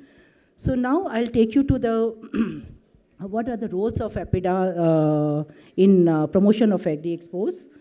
Number one is the development industry by way of providing financial assistance. Financial assistance is one of the important component which we are providing to our member exporters. There are three components which I'll take you further in my next slide. So we are providing the financial assistance, and special focus has been given to startups, FPOs, women entrepreneurs, to help them. Even we have identified the landlocked states, hilly terrains, as well as the Northeast area and J&K and Ladakh region as well. So, and the registration of exporters for the scheduled products, of course, when you have to become APIDA's member, you need to register with APIDA, for which you need first the import-export code number from DGFT, and then you can apply for registration with APIDA. Then only you will claim that you will be able to eligible to get associated with APIDA, to take the benefits of the schemes and other activities where APIDA is providing the opportunity to its members exporters. And fixing of standards and specification of scheduled products as per the requirement of the importing countries. Where there is a requirement, then one nodal agency has to be there for fixing of standards. So APIDA's contribution is at number one. So for example, if we are saying that we need to export grapes to EU countries, so one has to follow the grape net traceability system, which has been developed by APIDA. So these are the different standards, getting the so that we'll be able to get the confidence of the importing countries that yes, we will be able to supply you the quality produce from India. And then carrying out inspections and meat products for ensuring the quality of such products. If anybody would like to, the export of meat and meat products, it has to be by APIDA approved abattoirs processing facilities, where then only they'll be able to export meat and meat products from the country. Then packaging of the scheduled products. Improving of packaging. Let me just tell you, when we talk about the supply chain, starting from the production till end, so in between the packaging plays a very crucial role. आपने बहुत अच्छा सारा काम किया, अच्छा production कर लिया, अच्छी पैक हाउस में प्रोसेसिंग फैसिलिटी में कर लिया, but you don't have a good packaging. So what will happen? The produce will not reach to the destination market. और ख़राब पैकेजिंग में पहुंचेगा. कई बार हमारे पास कंप्लेंट आती है कि मैडम हमारा जो आम तो बहुत अच्छा था, लेकिन जब हमने भेजा तो वहाँ पर रास्ते में ट्रांसपोर्टेशन में और on the way to the international market boxes जो है टूट गए, फट गए. So that means you need to adhere to the packaging standards which has been made by APIDA in association with Indian Institute of Packaging. Here the role of Indian Institute of Packaging plays a very, very crucial role. They, on the basis of the requests received from the trade, from the exporters, on the feedback of the exporters, we used to get these standards developed through Indian Institute of Packaging, so that these packaging standards adhere to the requirement of international market. ये तो हो गई packaging की बात कि कैसे pack होगा. But in packaging, let me just tell you one important point. The labelling plays a very very crucial role, because sometimes we got rejections due to the non-adherence of the labeling requirement of the importing countries. So one who is planning to, export any product, one has to understand what are the requirement of the importing countries, चाहे वो product की बात कर लें, चाहे pesticide residue की बात कर लें, चाहे अफ्लाटॉक्सिन की बात करें, और पैकेजिंग मटेरियल की बात करें, और साथ में लेबलिंग की भी बात करनी जरूरी है. So one has to take care of this labelling requirement in the packaging. Then improving of marketing of scheduled products outside India. Of course, this is the mandate of APIDA for promoting agri-expos. So we are taking number of initiatives which I'll share in my subsequent slides. Promotion of export-oriented production and development of scheduled products. Of course, as I have mentioned you that अगर हमारे पास quantity product with quality नहीं होगा तो we will not be able to export it, because we need to first feed our country, then only the surplus will be able to export it. अगर हमारे पास surplus नहीं होगा तो हम लोग एक्सपोर्ट नहीं कर पाएंगे. बट सरप्लस का मतलब ये नहीं है कि we need to compromise on quality, because our domestic market is also required quality, and international market, of course, they need the quality, because quality is the buzzword of today's, when we talk about the trade in the international market. Collection of statistics from the establishment engaged in production, processing, packaging, marketing, exported scheduled products. Let me just tell you here that how APIDA is collecting the data. देखिए Google बाबा जो है वो सारी information तो दे देता है हमें, but one need to compile it in such a format that it should be user friendly. People will be able to take the help of the data compiled. So in APIDA we have Agri Exchange portal at APIDA website, extreme right hand side. If you'll just go to APIDA website, it's at extreme right hand side. You click on that, you'll get number of report formats. Suppose as in startup, आप कोई भी startup अगर मुझे बोलता है कि madam मैं अभी कुछ वैल्यू एडेड प्रोडक्ट्स में millets, say for example of millets, how I be able to identify the market for millets. Just go to Agri Exchange portal. There is a icon called Export Statistics. You will be able to get the information product-wise. You will be able to get the information region-wise. You will be able to get the information country-wise. So there you will get that, and we have tried to compile the import specific requirement as well, in which we have mentioned in Agri Exchange portal. It's a very good portal, and it's a very user friendly. I think number of people are exploring taking that data from our Agri Exchange portal. And then provision for training in various aspects of industry concern connected with the scheduled products. When we say the provision of training, देखिए जो training तो हम लोग अपने exporters, startups, एफपीओस के लिए करते ही हैं. हमसे कई बार ये सवाल किया जाता है कि how we are helping farmers. However, farmers are not directly related to APIDA because they are not exporters.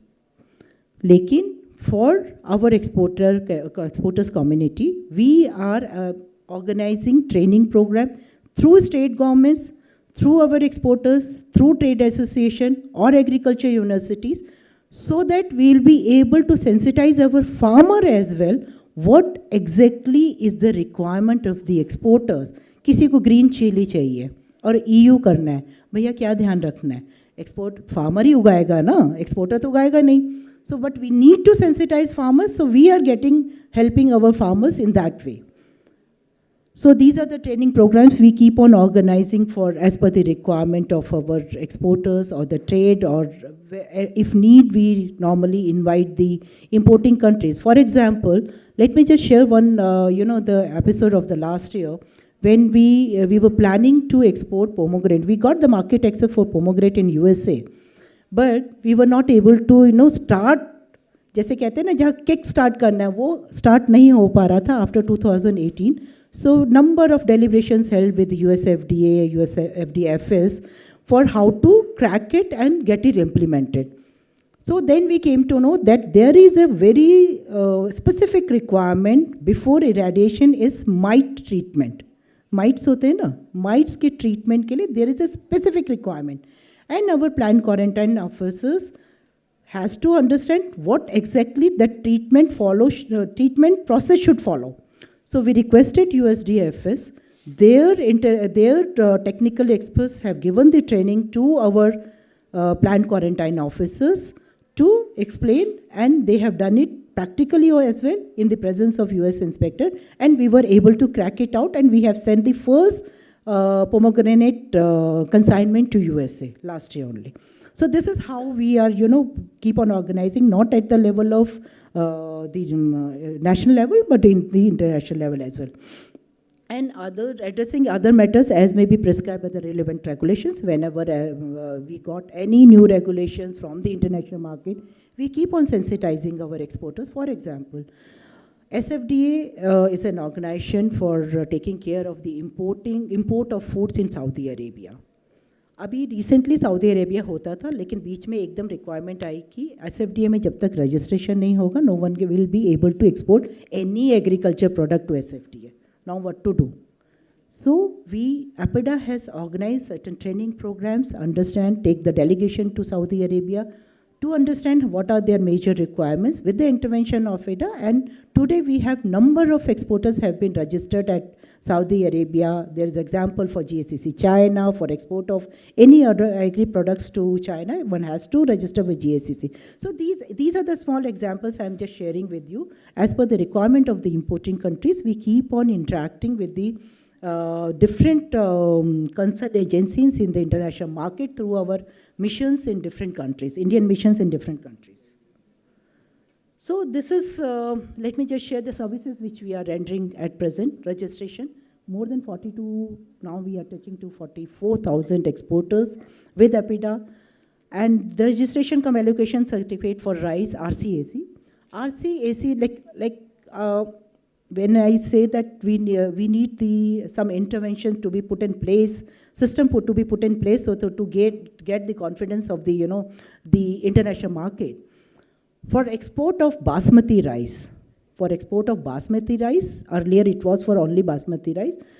For export of basmati rice, one has to take the registration cum allocation certificate from APIDA for exporting to EU country or any other country. So when they apply for it, we keep on issuing the RCAC, which is a mandatory requirement for export of basmati rice to any country.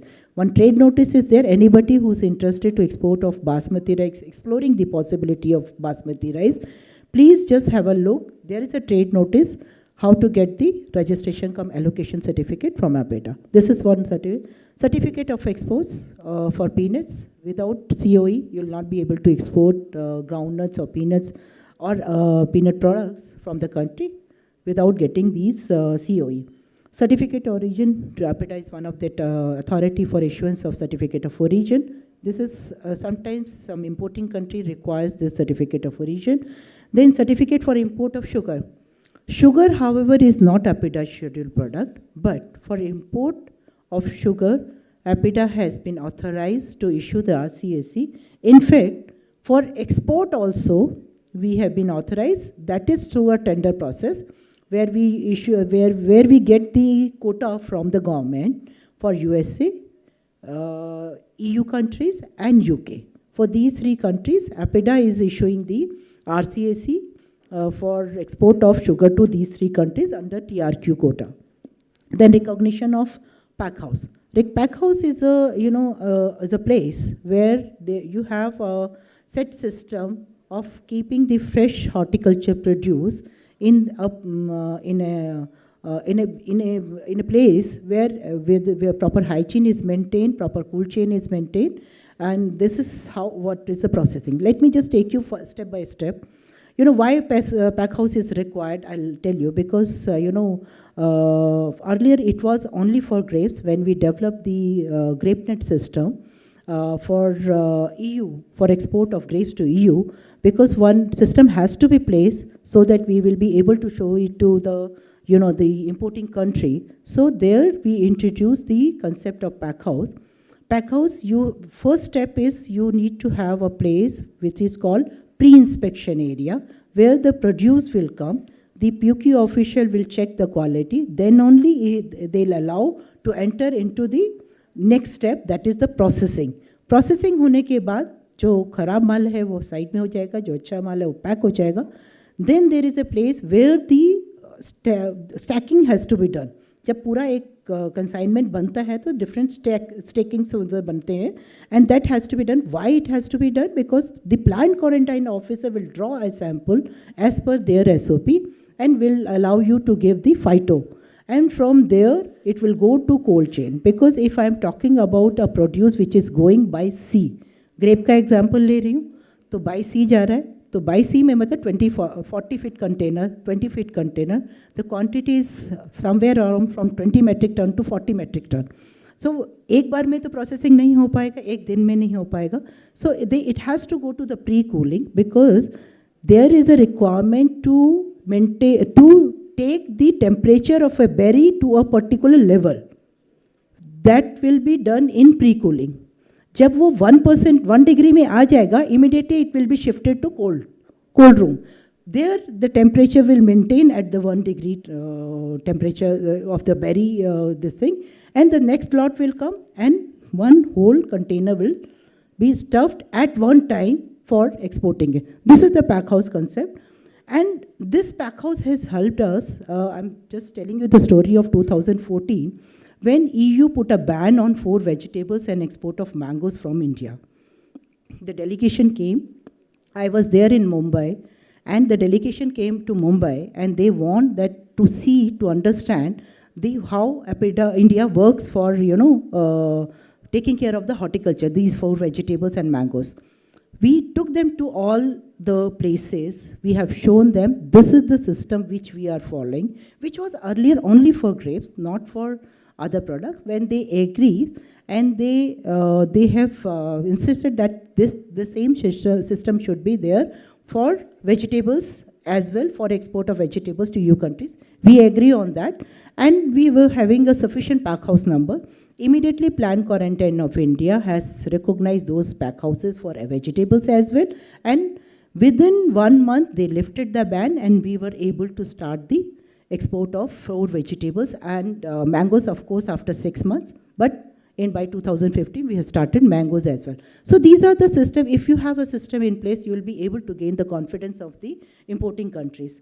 A registration of peanut units, same system we are following for registration. Registration of meat establishment, as I have mentioned you, that for export of meat and meat product, it has to be from APIDA approved meat processing units. Now, as I was mentioning you about that APIDA is providing the financial assistance. APIDA is providing the financial assistance for setting up of post-harvest handling facilities, that is pack house. Financial assistance for setting up infrastructure such as pack house, reefer van, VHT, hot water, cable system. Pack house तो मैंने आपको बता दिया. Reefer van you need because the horticulture produce has to maintain the cold chain of perishable products up to that the airport. So that's why this component is included. And VHT is a vapor heat treatment and hot water treatment, because these are the treatments are required by the importing countries. For example, if you need to export mangoes to EU countries, you have to go get it done through vapor heat treatment or hot water treatment. Then only you will be able to export mangoes to EU countries. So these components we have included in our scheme. Assistance also provided for processing facilities for addressing missing gap. For addressing missing gap means if there is any particular component which help you in increasing the quality of a produce and the quantity of a produce.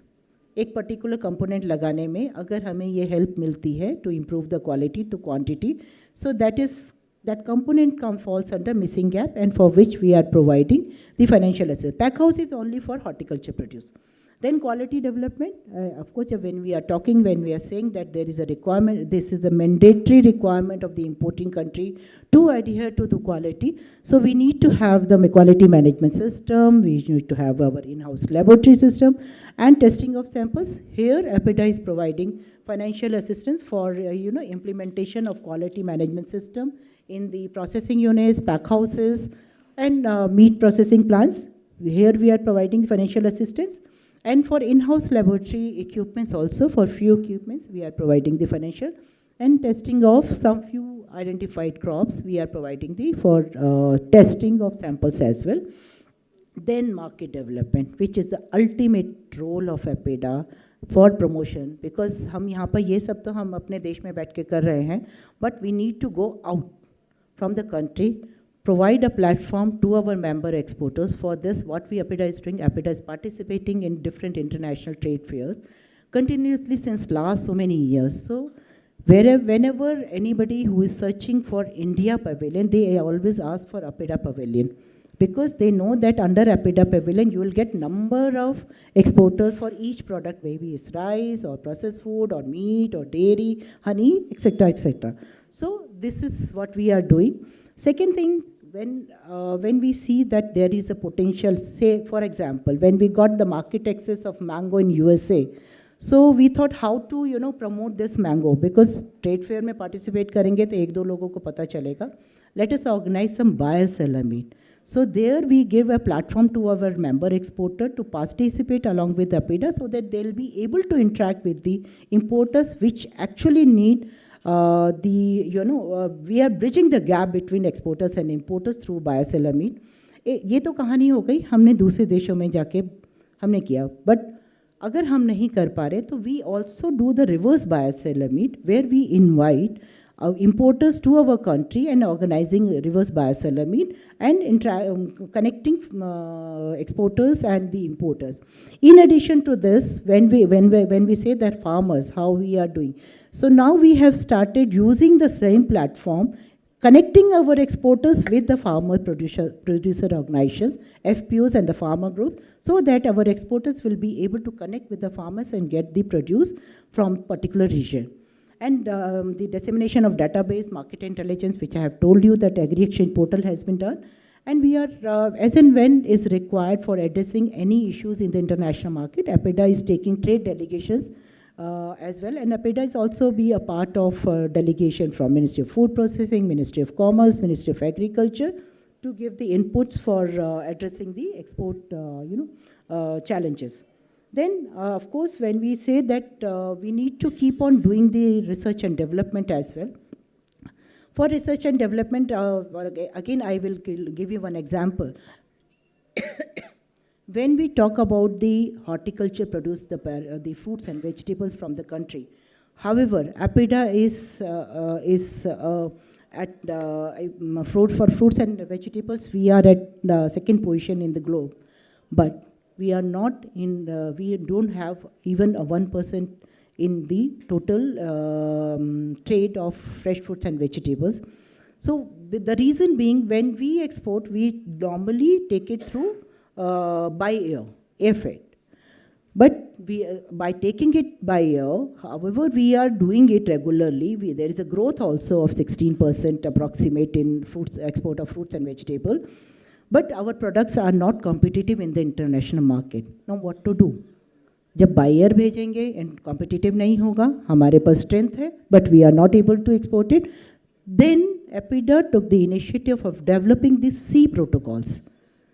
C protocol development, you will be able to send a quantity product in a protocol manner. What one need to do, how to do the pre-harvesting, starting from pre-harvesting till the packaging and keeping it in the pack house.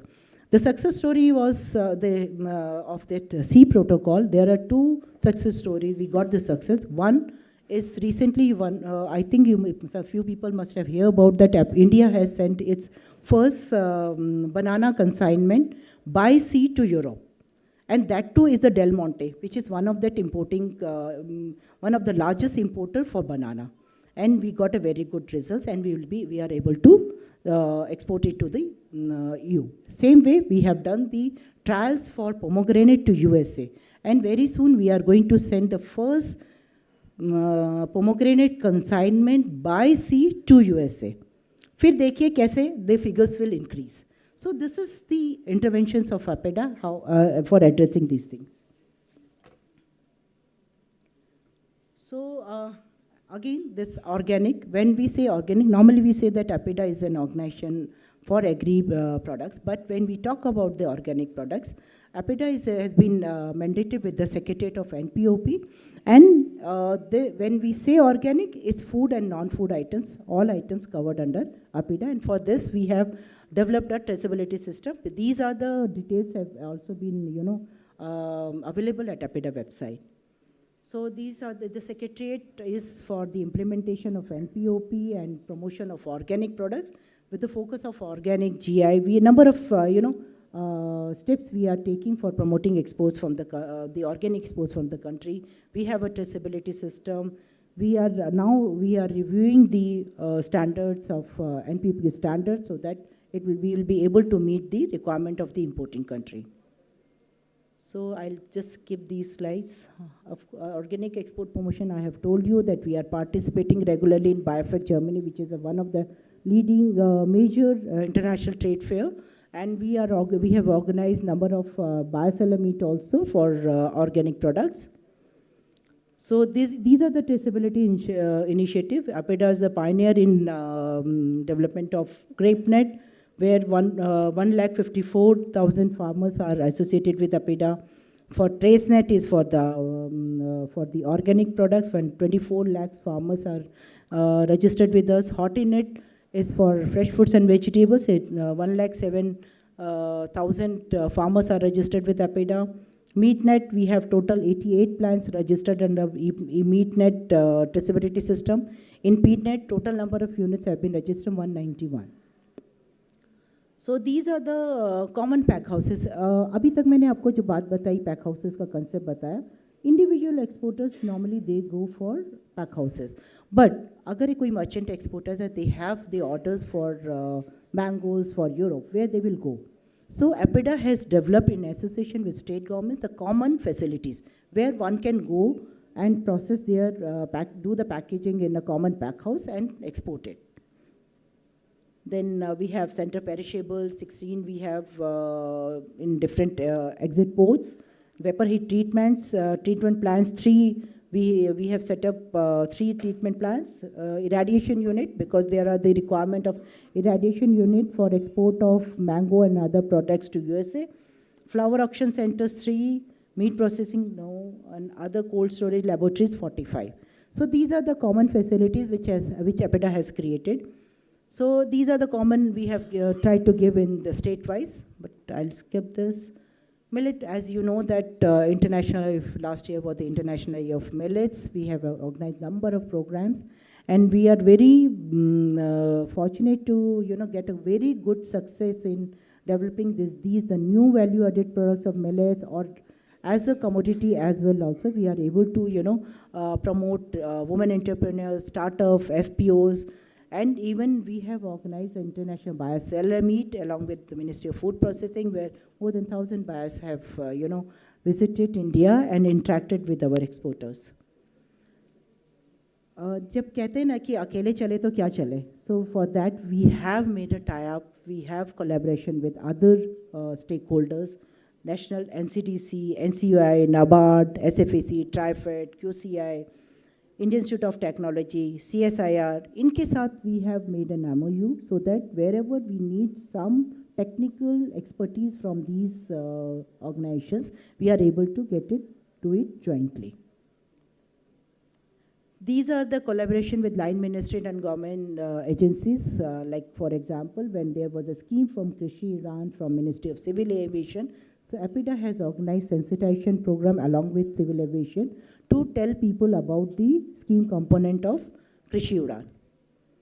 And interventions related to agriculture approach, these are the different that I have already explained you in my previous talk, that how we are helping, how we are sensitizing our farmers, our exporters to make their products competitive, to generate surpluses, to make that the quality production.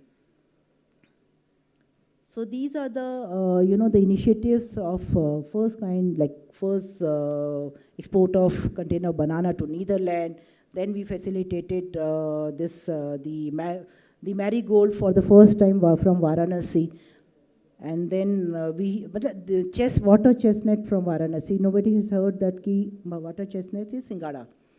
So वो वाराणसी से कभी पहले हुआ ही नहीं था. But and that too is by one FPO. They have exported this water chestnut and marigold to UAE market.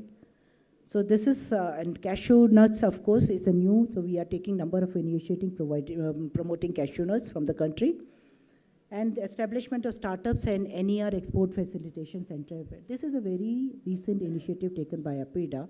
So startups has to just see this slide very carefully. APEDA has set up an incubation center in-house incubation center where we will help the startups, the FPO, the FPCs, how to become an exporter, what interventions are required. So we will help them, we will do the hand-holding, we will take them further and will connect them to the international market. So thank you very much. If there is any question, just let me know.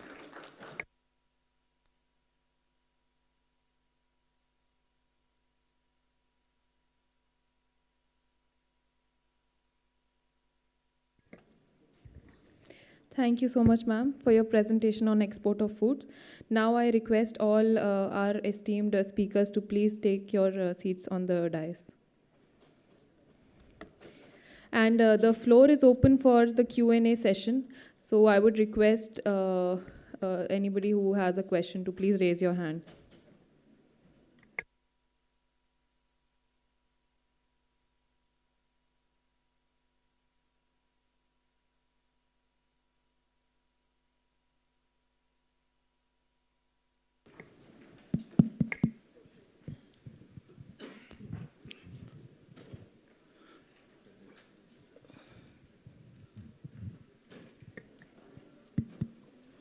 Good afternoon ma'am, मेरा नाम श्रवण कुमार है और मेरा startup है concept of super food. Basically हम लोग मखाने के बहुत सारे वैल्यू एडेड प्रोडक्ट बना रहे हैं और मखाना जिसको बहुत लोग नहीं जानते हैं, स्टिल अभी भारत नहीं जान रहा है, उसको हम लोग ग्लोबली एक्सप्लोर कर रहे हैं। तो मखाने की मैं एज ए फूड इंजीनियर, मैं NIFTEM first batch pass out हूँ, निफ्टम तंजौर से। तो मैंने मखाना से रिलेटेड बहुत सारी वैल्यू एडेड प्रोडक्ट बनाया है। आपसे ये जानना चाह रहा हूँ कि वो प्रोडक्ट कैसे अक्रॉस द ग्लोब हम पोटेंशियल कस्टमर तक पहुंचा पाएँ, उसमें एपिडा हम जैसे लोगों को कैसे मदद करती है? नहीं, आपने बिल्कुल सच कहा कि ये जो makhana as a super food, in fact APEDA is also promoting makhana as a super food. तो उसमें हम लोग how we are helping the exporters who have registered with us और those who are coming with us for associating with APEDA. हम लोग उनको normally, जैसे for example अभी मैंने वर्ल्ड फूड इंडिया की बात करी थी, वहाँ पर कम से कम हमारे more than 10 startups of makhana they participated, जहाँ पर हमारे 1000 इंटरनेशनल बायर्स आए थे। So these kind of platforms we are providing to our member exporters to interact with the importers. ये तो हो गया यहाँ पर हमने कंट्री में किया। अब नेक्स्ट हमारा इवेंट आ रहा है Aahar. Again there will be a focus on makhana because makhana is now we are taking number of initiative for promoting these superfoods. मखाना हो गया, मोरिंगा हो गया, इन चीज़ों के लिए। बट आप हमारे साथ एसोसिएट हो सकते हैं। We will be able to guide you, will take you along with us to the international market where we will be able to promote the makhana. Let me just tell you, makhana already export हो रहा है काफ़ी अच्छी quantity में, और उसके लिए अभी सेपरेट एच एस कोड नहीं है, but we are trying to get the separate H S code for makhana. तो हमें एग्जैक्ट फिगर पता चलेगी कि इस मार्केट में मखाना जा कहाँ रहा है। So we'll be able to identify the potential market. But USA is a very good market, Dubai is a very good market, and then UK. So these are the 3-4 identify the potential market where we can explore the possibility of makhana. और आप हमारे साथ associate होके we'll be able to guide you, help you, take you to the international market. Madam, ये मखाना export हो रहा है ये मुझे पता है, लेकिन हम लोग मखाना के वैल्यू एडेड प्रोडक्ट पे काम करते हैं। वैल्यू एडेड में आप क्या करेंगे? फ्लेवर्ड मखाना बनाएंगे, चॉकलेट वाला मखाना बनाएंगे, these things। हाँ, कुछ कुकीज़ हम लोगों ने डेवलप किया है। As a snacks will be able to promote you तो वैल्यू, क्योंकि अब now time has come for the value added products. First product के लिए तो, प्राइमरी प्रोडक्ट के लिए तो अभी इतना टाइम रह ही नहीं गया। Now everybody is talking about the value added products. So of course it's very good. Thank you ma'am. Connect you. मेरा एक रिक्वेस्ट है आपसे कि बाहर स्टॉल लगाएं मेरा, आप आएँ और हम कुछ प्रोडक्ट आपको टेस्ट कराना चाहेंगे। जी जरूर। Thank you ma'am. Hello, I'm Ajit, founder Khushigram, working on sustainable development, and of course agri and food is very important for it because it takes care of about 6-7 sustainable development goals, indirectly or indirectly. So my question is, do we have any rating of food, like quality food products in terms of healthcare, and also in terms of sustainability of for the soil, water, and other things? Like millets is one which uses very little water, and a lot of things are there, and good food also, makhana, as he said, and similarly other food. So that is one thing. And how are we like prioritizing the targets in terms of exports as well as in terms of food safety standards and mentioning in the booklets? Because I think few years back I interacted a lot with FSI, and then there were a lot of programs like healthy food at school, healthy food at in offices, healthy food at homes and other things. So can you please elaborate? Question to both of you. Thank you. Of course जैसे मैंने आपको mention किया था कि जब हम export की बात करते हैं तो we need to adhere to the requirement importing requirement of the importing country. One has to adhere, जो उन्होंने मांगा है वो आपको फुलफिल करना है. दैट यू नीड टू कैसे करेंगे? Through certification only. So there is sets of system for getting the certification for each product, चाहे सॉइल टेस्टिंग की बात करें या किसी चीज़ के लिए भी. लेकिन जब आप एक्सपोर्ट की बात कर रहे हैं तो one has to adhere to the national standards also, which has already been developed by FSSAI. You may correct me. तो आप उसमें FSSAI की गाइड जो भी स्पेसिफिक है, जो स्टैंडर्ड्स है वो FSSAI से आप उसको पूरा कीजिए. एंड एक्सपोर्ट की जब बात करेंगे तो आपको इंपोर्टिंग कंट्री की रिक्वायरमेंट को पूरा करना ही पड़ेगा. This is my answer.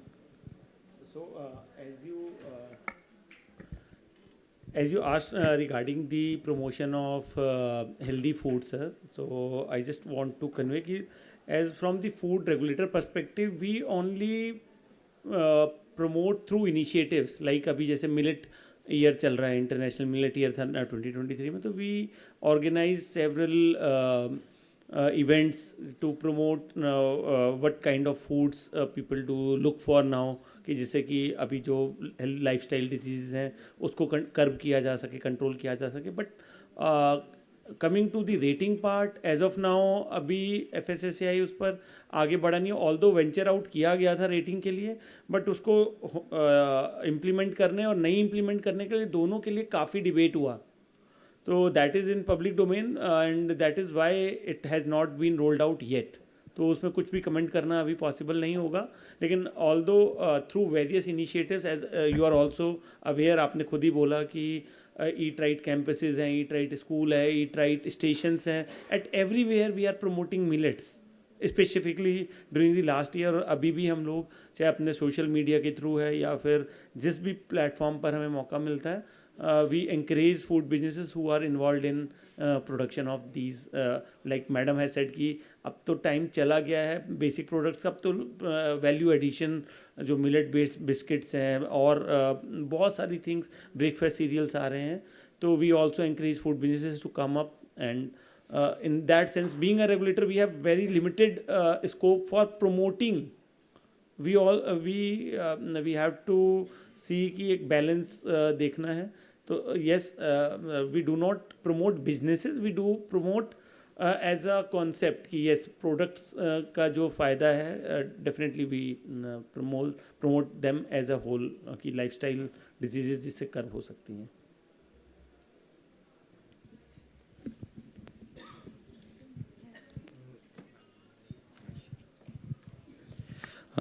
Hello, I am Sanjay Joshi from Krishak Mitra Agro Services. We are a Nasik-based organization, startup. We are doing business of fresh vegetables, to modern trade, e-commerce, and also residue-free cultivation for the exporters, kind of sourcing.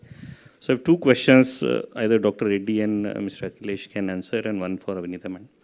So one is, I want something more on the codex. So we are, giving a lot of impetus on residue-free from the export point of view. But as you said, we for the domestic market also, we should have some, healthy and kind of residue-free vegetables, So are we trying to have that codex to be part of, kind of a standard or a regulation for the domestic market also? It's very essential, all these diseases are coming out of, we see day in, day out how much, pesticides and chemicals are being used. We take a lot of focus on the export, but equally important for the domestic market also, if you want to have a curb on the diseases. So is there any, path or any process which the government is thinking, to bring that kind of standards for the domestic market? And second, so we are also doing a pack house under the scheme called Magnet, Government of Maharashtra and Asian Development Bank as a fund. But we realize that, so we are doing from the vegetable point of view, not from the grapes point of view, because there are already ample pack houses in Nasik district for. But for the multi-commodity vegetables, we find that on a mid-size, small size, those are not there. So we are setting up that pack house from that point of view. But our observation is that the state authorities or, so they do not have a standard kind of, what layout, what standards, what should be, the design parameters for those multi-vegetable, pack houses on a small mid-size. So we feel that, so we have gone through APEDA's, we provided them the standard documents which are there on your, portal operation manual or a pack house regulation. But we still feel that there is a need to, develop a protocol for a pack house from multiple vegetables, because each vegetable behaves differently in the pre-cooling unit as well as cold storage. So whether APEDA is, has anything already there and we might have missed out it, or is there any way which you are, in the process? Thank you. It's very good that you have already taken the initiative for pack house, because जब भी हम बात करते हैं तो we always talk about the EU regulations and EU standards. So which is the basic requirement for export of vegetables or fruits to EU countries. जब आपने APEDA का recognition of pack house scheme देखा होगा तो I think each and every component has clearly mentioned this is the only flow which you actually, because when you will go for, you will consider, you will make that set up this pack house, ultimately you will go for recognition with APEDA as well, because ultimate is your objective is exposed na? So it's better to adhere to those guidelines that will clearly tell you, guide you. In case if you will find any problem, I am here, I am the in charge for the horticulture sector only. So I'll be able to guide you, and we have our regional offices in Navi Mumbai, Vashi. So our officer will also be able to guide you. Yeah, our observation is that while giving the grants, the state authorities do not have, that kind of, how to work out that. The infrastructure has to be in line. नहीं, उसका reason ये है कि state horticulture department का mandate is not export. तो हालांकि अब जब से APEDA in association, because whenever we go for registration of any pack house, state horticulture department officer is one of that committee member. So they are very well aware about the requirement in APEDA. Briefly I have mentioned what kind of that pack house should be there. So it's there already. I think the one layout has also been given in the recognition scheme. You go by that. And if you need further any clarification, it's you can. My name is Vinita Sudhanshu. My email address is vinita.s@apeda.gov.in. You can just send me an mail. I'll connect you with my regional office. They'll help you. They'll guide you.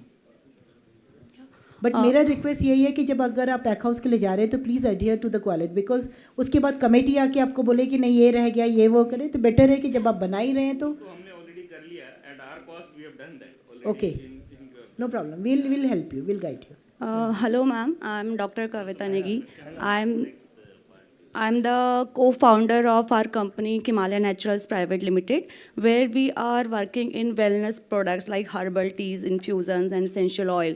So like we are from 2021 and we are working well. We are available in Modern Bazaar and everywhere, modern trade and online platform. So now we want to explore international market. So we are available in Walmart and we are selling our products in UK and US. But the problem is the rate is quite high.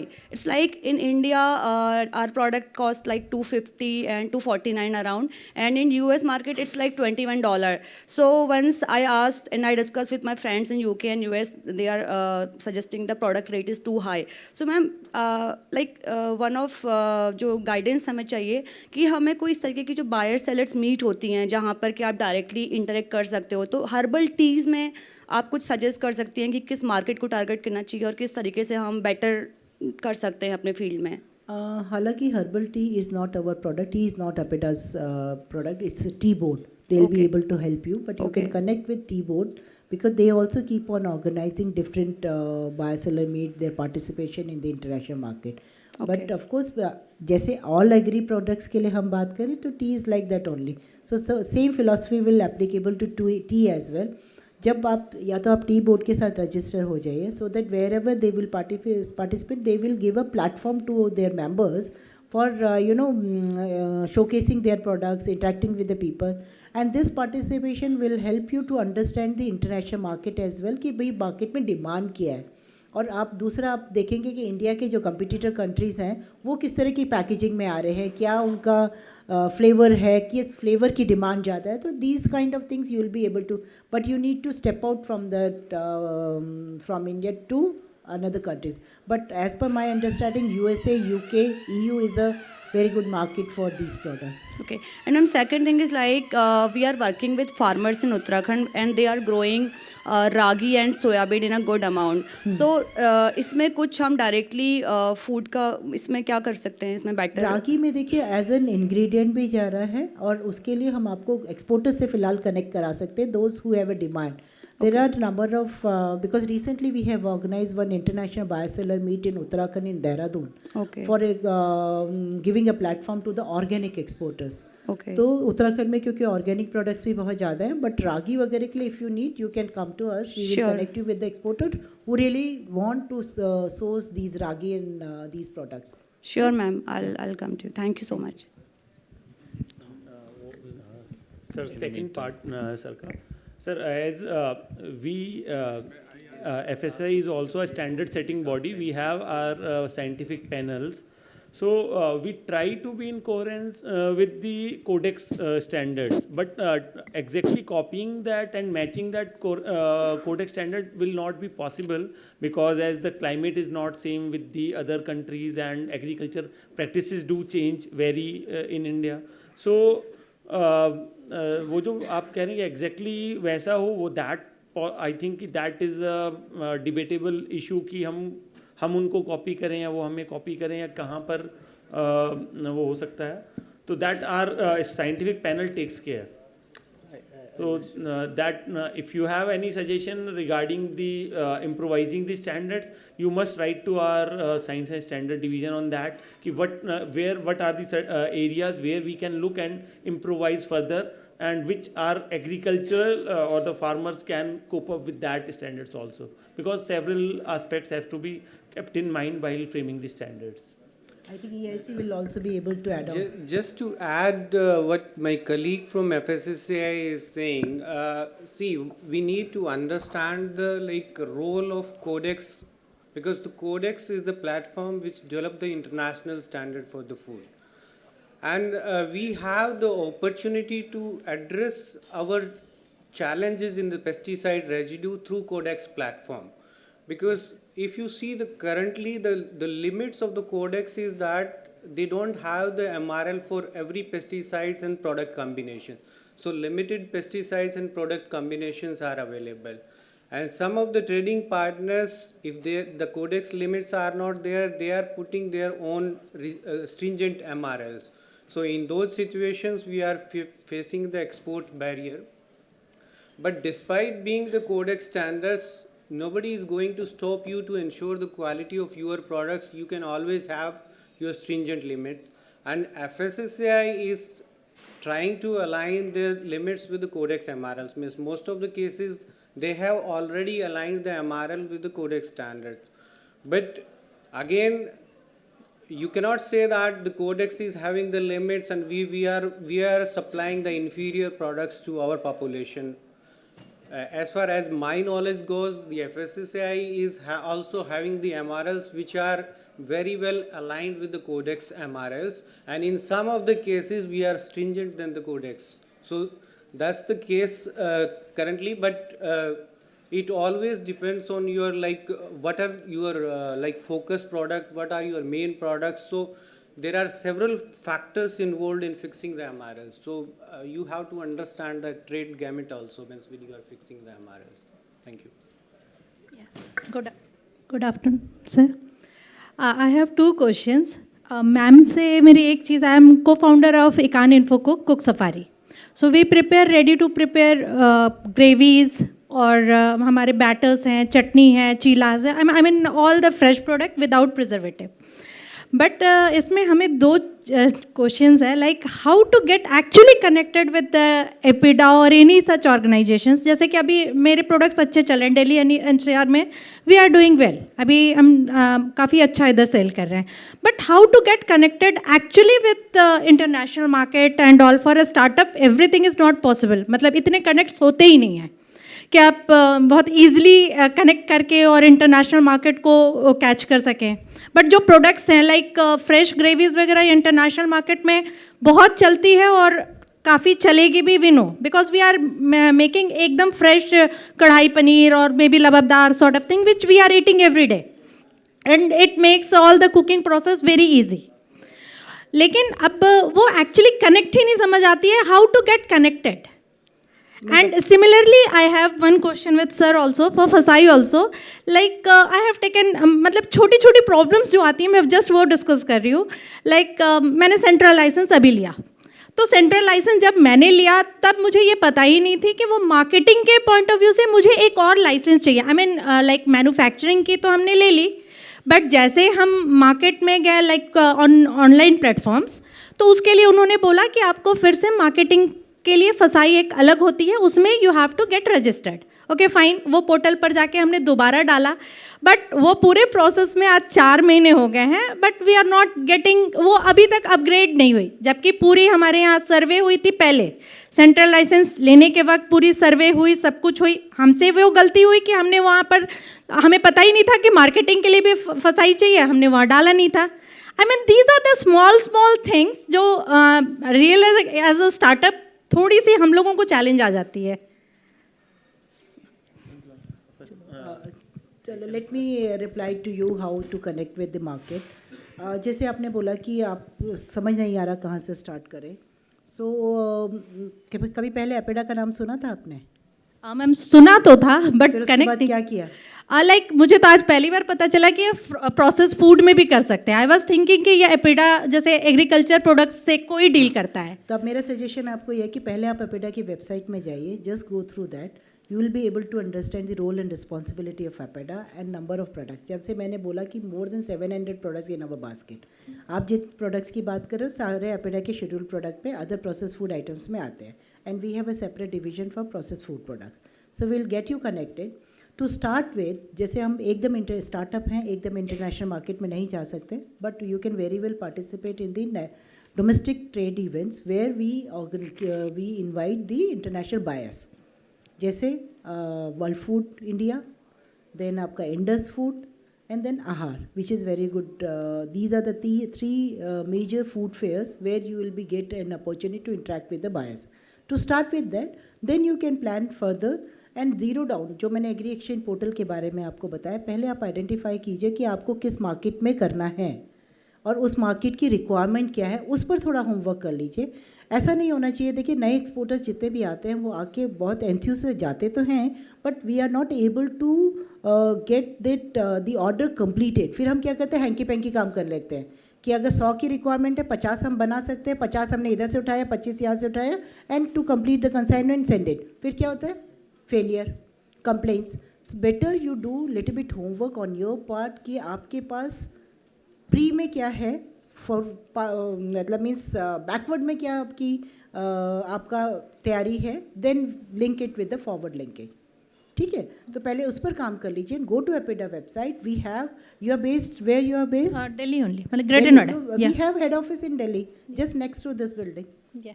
इधर तक आए तो उधर भी आ जाइए. Sure. ठीक है, so you are most welcome in APEDA. Thank you ma'am.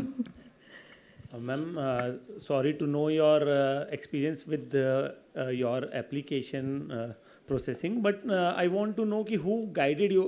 First of all, I want to know ki whether you have already obtained manufacturer license or you are getting your product manufactured through any third party manufacturer. No sir, पहले तो हम registration करा रखा था हमने, उसके बाद अभी सेंट्रल में वही प्रोप्राइटरी वाली वो आ गई हमारी, तो प्रोप्राइटरी इश्यूज जो आई तो उन्होंने बोला कि आप सेंट्रल लाइसेंस लो. तो वो पूरी प्रोसेस मतलब कम से कम 6 महीने में that license I could get. उसके मल्टीपल राउंड्स हुए, मतलब वाटर टेस्टिंग एंड ऑल, 2-3 वो जो होते हैं. फिर उनकी टीम आई, पूरी टीम हमारी सर्वे की and they gave the license. वहाँ कोई इशू नहीं आई. उसके बाद 1 महीने के बाद हमें ये पता चला कि हमें जी मार्केटिंग का और लेना है. ये किसने बोला? क्योंकि मार्केटिंग नाम का कोई लाइसेंस एफएसआई में पता नहीं सर, जैसे हमने पोर्टल में डाला ना, पोर्टल में डाला, उन्होंने बोला कि मैं मार्केटिंग नाम का शब्द ही नहीं है, इसलिए मैं आपसे जानना मैं आपके पोर्टल की बात नहीं कर रही हूँ सर, ऑनलाइन की बात कर रही हूँ. ऑनलाइन पोर्टल में जैसे प्रोडक्ट डाले वहाँ आ गया फसाई के मैन्युफैक्चरिंग का, तो हमने डाल दिया था. नहीं आपके मार्केट का भी, because they I mean portal actually यही मैं जानना चाह रहा हूँ, क्योंकि वी एज अ 2 मेरे कलीग हम लोग सुबह शाम वही सांस पोर्टल की ही लेते हैं. तो एक मिनट सर, एक मिनट. कि किस पोर्टल की आप बात कर रहे हैं? सर हाँ, सर एक काम करते हैं कि नहीं सर, मैं आपको बता रहा हूँ. We have obtain the manufacturing license, that is okay. there is no issue. Now, when we have applied to GeoMart, then GeoMart told that there is a QOB kind of business where you have to get the word called wholesaler, retailer, and manufacturer that you have to incorporate it in your license. Then what happened? We again approached to FSI. We have uploaded all the documents. Then after that, the sequence of event started. There may be some issue, sir. आप meeting के बाद मिलिए. Maybe उसमें कुछ query है कहाँ पे, क्योंकि manufacturing license is the toughest part to get. क्योंकि उसमें number of documents सबसे ज़्यादा है. अगर उसी manufacturing premise पर you want to add the KOBs like trader, retailer or wholesaler, so that is the most easiest thing. We'll get to know कि क्या वहाँ पर गलत जा रहा है. एक बार मेरे colleague भी हैं. We'll get your license number, वो reference number modification का, and we'll help you out. वो कोई big deal नहीं होना चाहिए. But अगर कुछ हुआ है तो we'll definitely look. Okay, thank you, sir. Thank you. Yes. This would be the last question that we take. Post any questions that you have that can be taken up for the tea break that we have subsequently after this session due to the shortage of time. Thank you. Thank you. Hello ma'am, मेरे 2 question हैं. पहला ये कि आपने बताया NPOP standard revise हो रहे हैं. इसका ट्रिगर क्या है, ऑब्जेक्टिव क्या है, कब तक कंप्लीट होने के इसके चांस हैं? क्यूरियोसिटी जानना चाहूँगा. और सेकंड क्वेश्चन ये है कि आपने बताया एक इंक्यूबेशन प्रोग्राम है जिसमें कि आप you are trying to empower the farmer organisations, वहाँ startups can play a role. Please tell more about it. We would like to play some role if we can. Thank you. This NPOP document, the standards we have framed in the year 2001. It's a long back now. So that's why there's a requirement for updating these standards as per the requirement of the importing countries and as a part of ease of doing business. So that we'll be able to, because we got some feedback from our trading partners like exporters. So as per the feedback received from the exporters and other stakeholders, we are revising those standards. Nothing new in that, but just to have some more clarity, some more easiest way to do it to get the NPP certification. This is number 1. Now number 2, you are talking about the incubation center. Just meet me in the tea break. I will share the number. I will introduce you to my colleague. She is taking care of this incubation center. How we will be able to help you out. Basically जैसे हम कहते हैं ना कि कुछ चीज़ को start करने के लिए छोटी छोटी चीज़ों में जहाँ भी आप अटक रहे हैं तो we will be able to guide you, we will be able to connect you. Suppose मुझे आपको मालूम है कि FSSAI नहीं है, but I know the colleague from FSSAI, my colleague friend from FSSAI, I will be able to connect you और with EIC, or you go to EIC, they will connect you to APEDA. So this is all the stakeholders will be able to, and the incubation center will guide you, will help you to connect you with the right agency and to take the right step. Okay, thank you. Thank you so much to our esteemed speakers to guide our startups on all the queries that they have. Now I request Shri Minaj Alam, Additional Secretary, Ministry of Food Processing Industries, and Dr. H.S. Oberoi, Director, NIFTIM Kundli, to please felicitate our esteemed speakers.